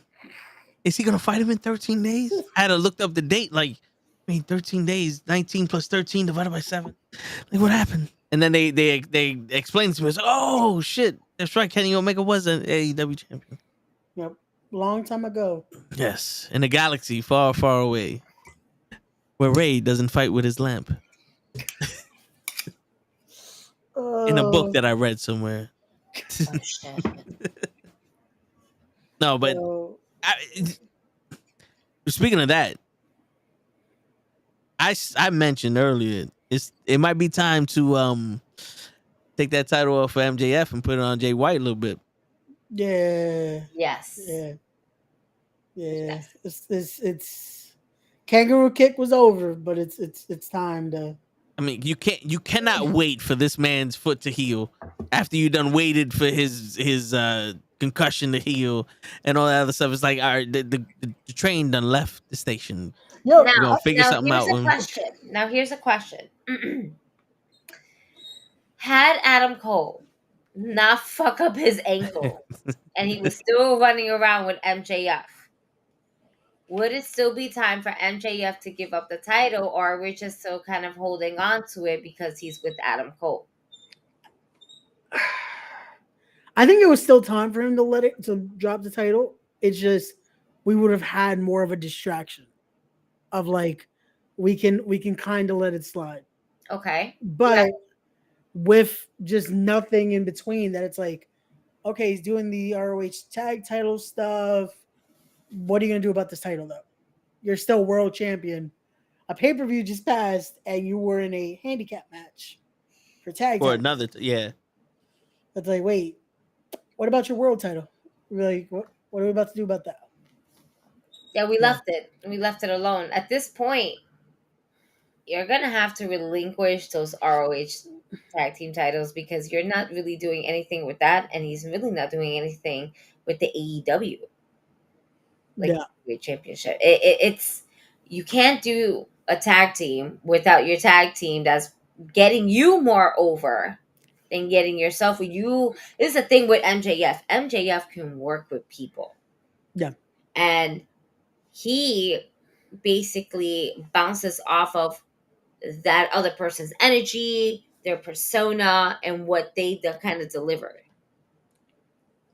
And he kind of feeds off of that and bounces off of that. If he doesn't have somebody, like it kind of feels like it kind of feels like Adam Cole was his crutch. Yeah, And I hate he to say needed it like something. that because I don't feel like he was a crutch at the same time, you know. But it's like, where do we go? There's these segments with MJF. I think the only thing that's exciting was him going up to Kenny Omega saying 13 days. Yeah. But again, even something like that, all of us are like, wait, what the fuck is 13 days? Oh, yeah. And it takes you that second. When it's like, wait, yeah, he's been champion for this long, but this And then Kenny reign. Omega's like, we'll see about that. So when is the next title match that MJF is going to end up having? Isn't it whoever wins this fucking... No, it's for the ring. Because he's fighting. Right? He's wrestling Juice Robinson next week for the ring. Rock Hard. Yeah. Juice Robinson. You have to say the whole thing. Yes, Rock Hard, Juice Robinson. Yo, I fucking love this guy. I want him to win so badly right now. He is absolute. You know what's the most funniest thing? If we can have Rock Hard, Juice Robinson, and Timeless Tony Storm to do a silent movie, I am here for all of this. And it's just watching them two just being crazy as they are with their characters and how they elevate them. I am here for all of that. All the above. I can only imagine what they're talking about at dinner. Like, so this is what I'm gonna do with my character this week. Oh, this is what I'm gonna do with my character this week. Like, just my god, those silent movies during commercial break, and it's still fucking like picture in picture.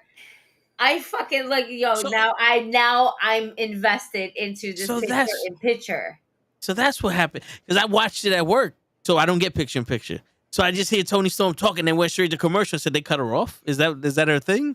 I didn't realize they had the picture in picture. So she continued over that. Okay. So the picture in picture, being that you only hear the commercials, is a legit silent movie. And in a silent movie, whatever RJ is talking about, his lips are moving, big text. Tony Storm's lips are moving, big text. I think he said, I'll get you money, I'll get you Hollywood, and a white pearl necklace. That's what it said in the text. And then all you see is Tony Storm. And then you see where he says, ouch. Or some stupid shit like, or one word of boo. Really? It's like, as in jewelry. Oh, I'm so sorry. And it's a legit silent movie. And it makes you want to pay attention to it. Sometimes we get very distracted with the sound and the bigger picture right next to what the fuck? Oh, fuck. All right. But the fact that it's all through text, kind of very much like Sammy Guevara when he was doing when we do the signs. That's everything like that. Which I always found it dope too. I always find that interesting. I really like that about Sammy. But this Tony Storm thing, yes. She's legit doing a silent movie during a time where she knows it. You can't even fucking hear the audio. Timeless. So good. Tony Storm. So good. I gotta watch that shit live then. Or DVR it. Yeah. Or not. No, listen, my pops. My bad, I didn't mean to suggest that. No, listen, you were you there? Were you there? Do you want to read the podcast? You want to buy the book? I have struggles. My pops DVRs it, but it's one of those. That's his shit. I don't want to touch nothing in there. But no, yeah, What? Right. Yes. And you can print that. I'm sure that you can see these silent movies on YouTube. Yeah, I was gonna say. I feel like they'll probably be on YouTube. I'm pretty sure AEW might have them on their own site. Just maybe it's who knows. I read that somewhere.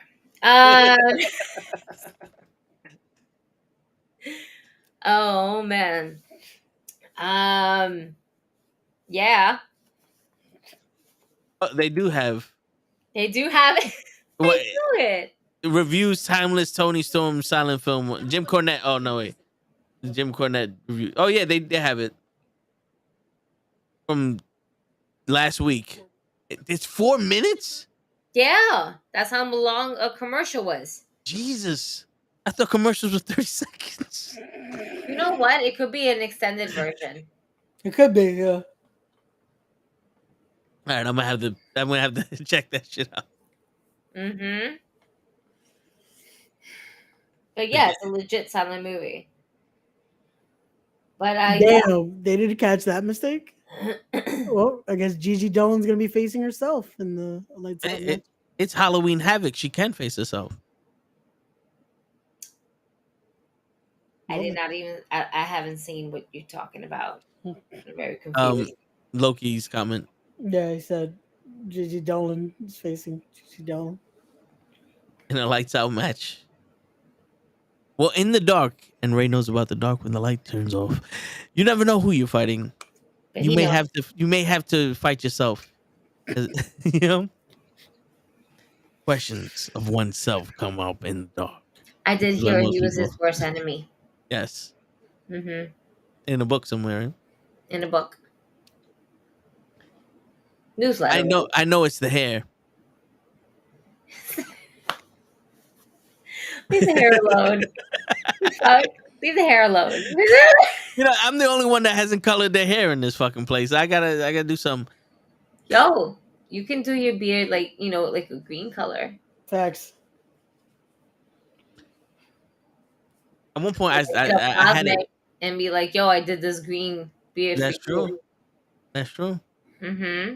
See? So why do I have to think about these ideas? How come you can't think about these ideas of your own? Because that requires me to think. You know, I don't think. I think it hurts. Wow. I tried it once in the 4th grade. Almost got left back. Almost? You sure about that almost? Well, I read it somewhere. Oh, man. And on that note.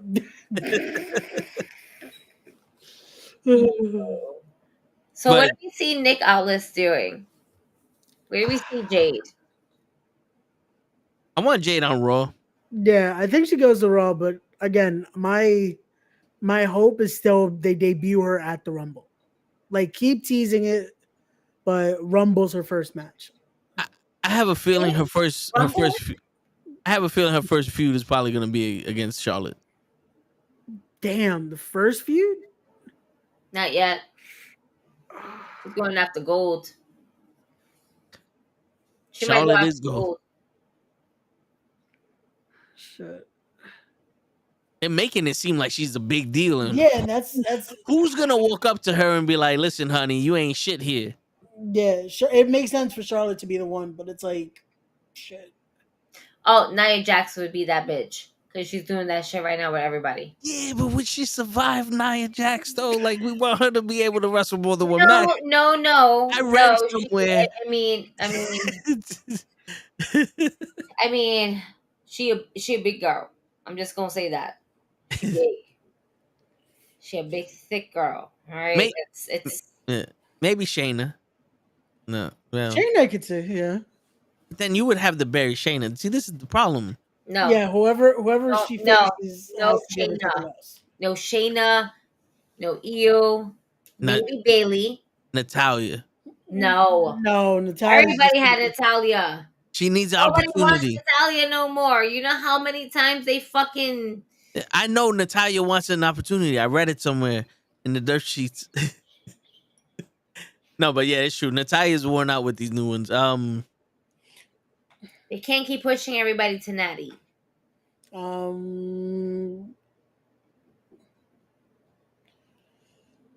I'm not gonna say Charlotte. It could be Bianca. No, that one I think they're gonna build to. Who's Gargano's wife? Candice LeRae. What about her? No, because I mean, no, they maybe.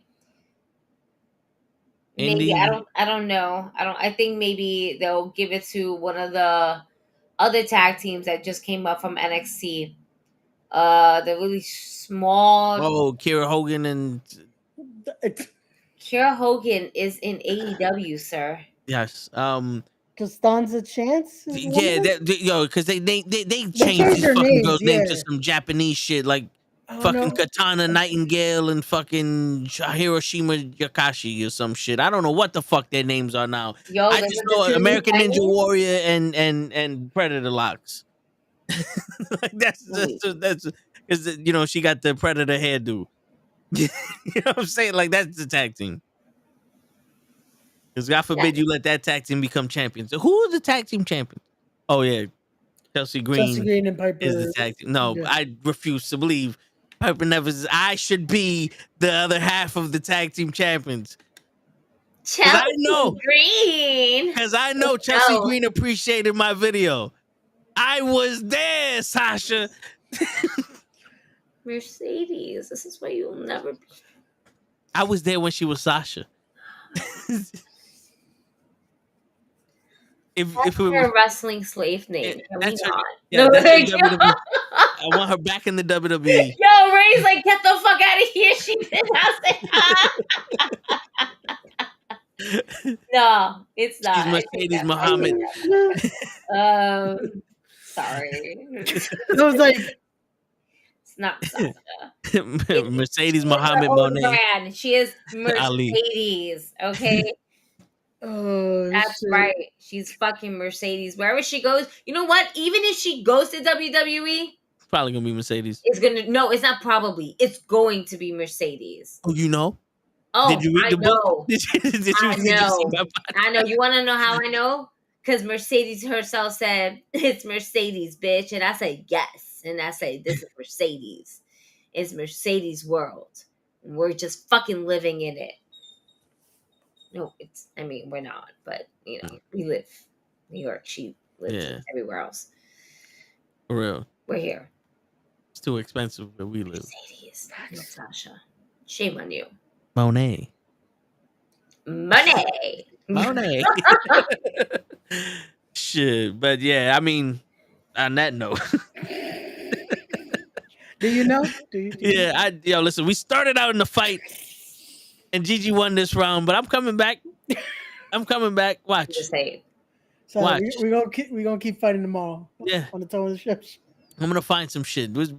How do you feel about Jada Pinkett Smith? Nah, I'm so tired of that bitch. And on that note. Yes. We're tired now. But on that note, ladies and gentlemen, it's your friendly neighborhood knuckleheads signing out.